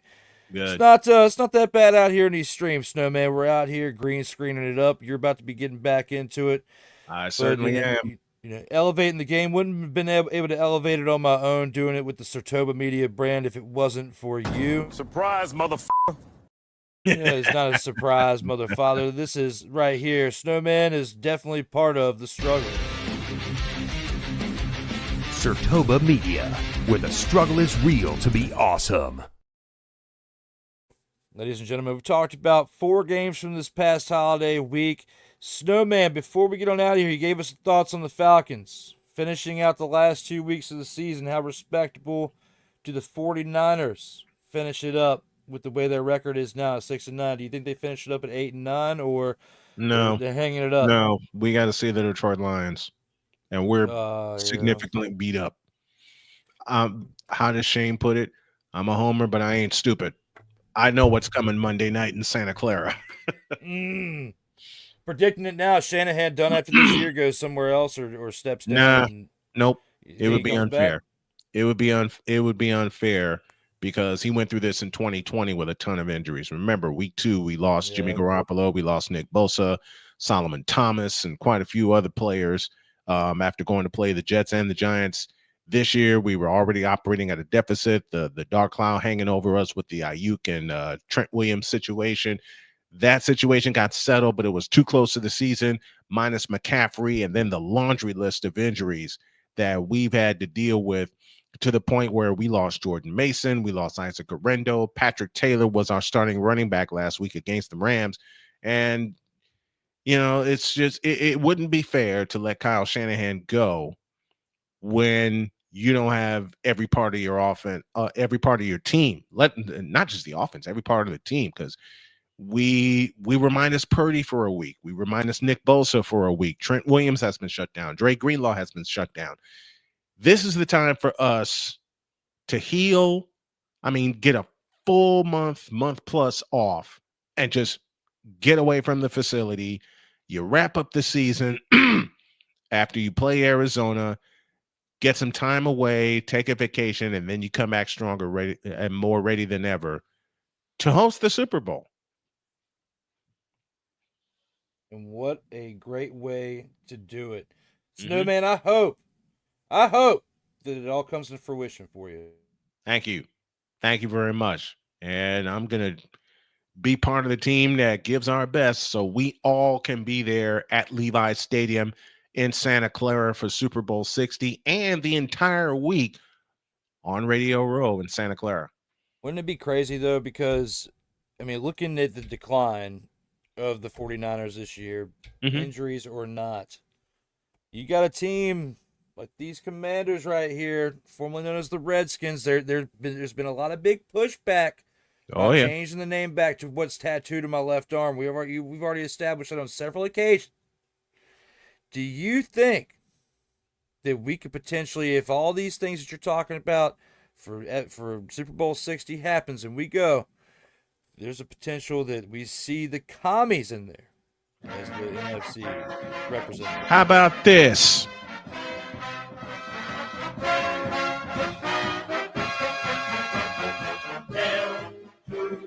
Redskin, hail victory, praise on the warpath, fight for all we see. From a passing score, we won a lot more.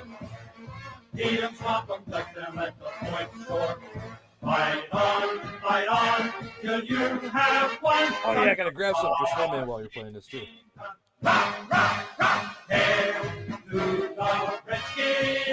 I'm playing this for Drew, folks.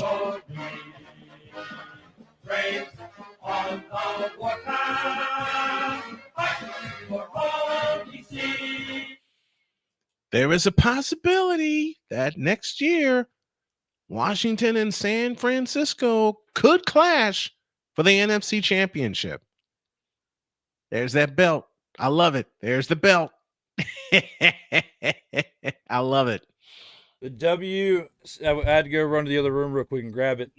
So I was like, you know what?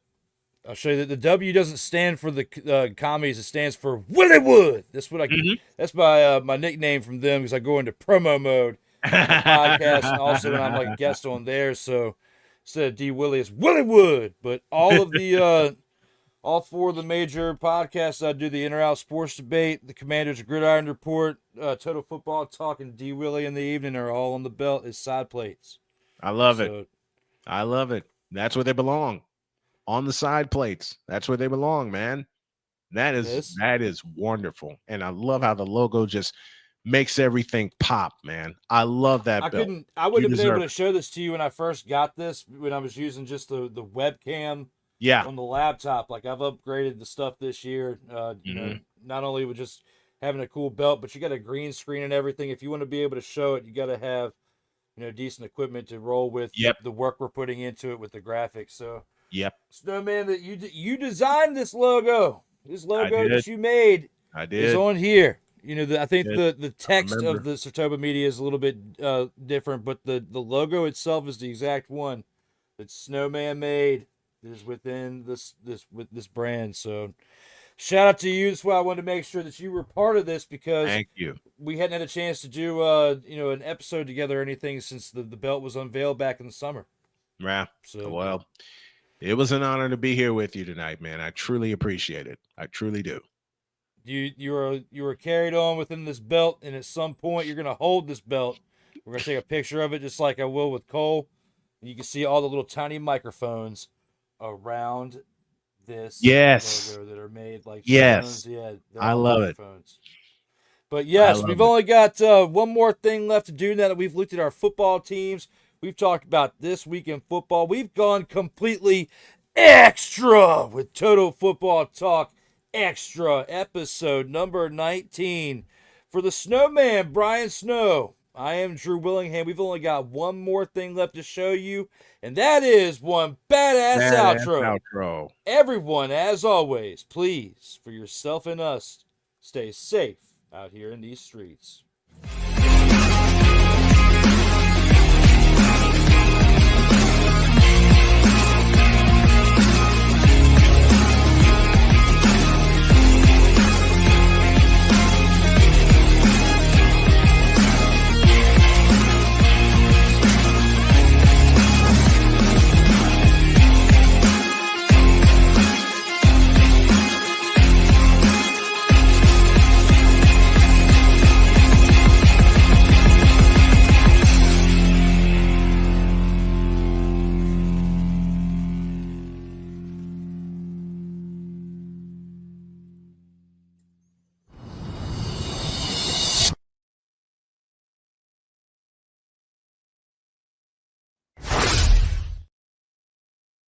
And if any of you out there serve, you're still welcome to subscribe to this channel, but keep your fingernail painted selves off to the corner and remain quiet. Thank you as always, and stay safe out here in these streets.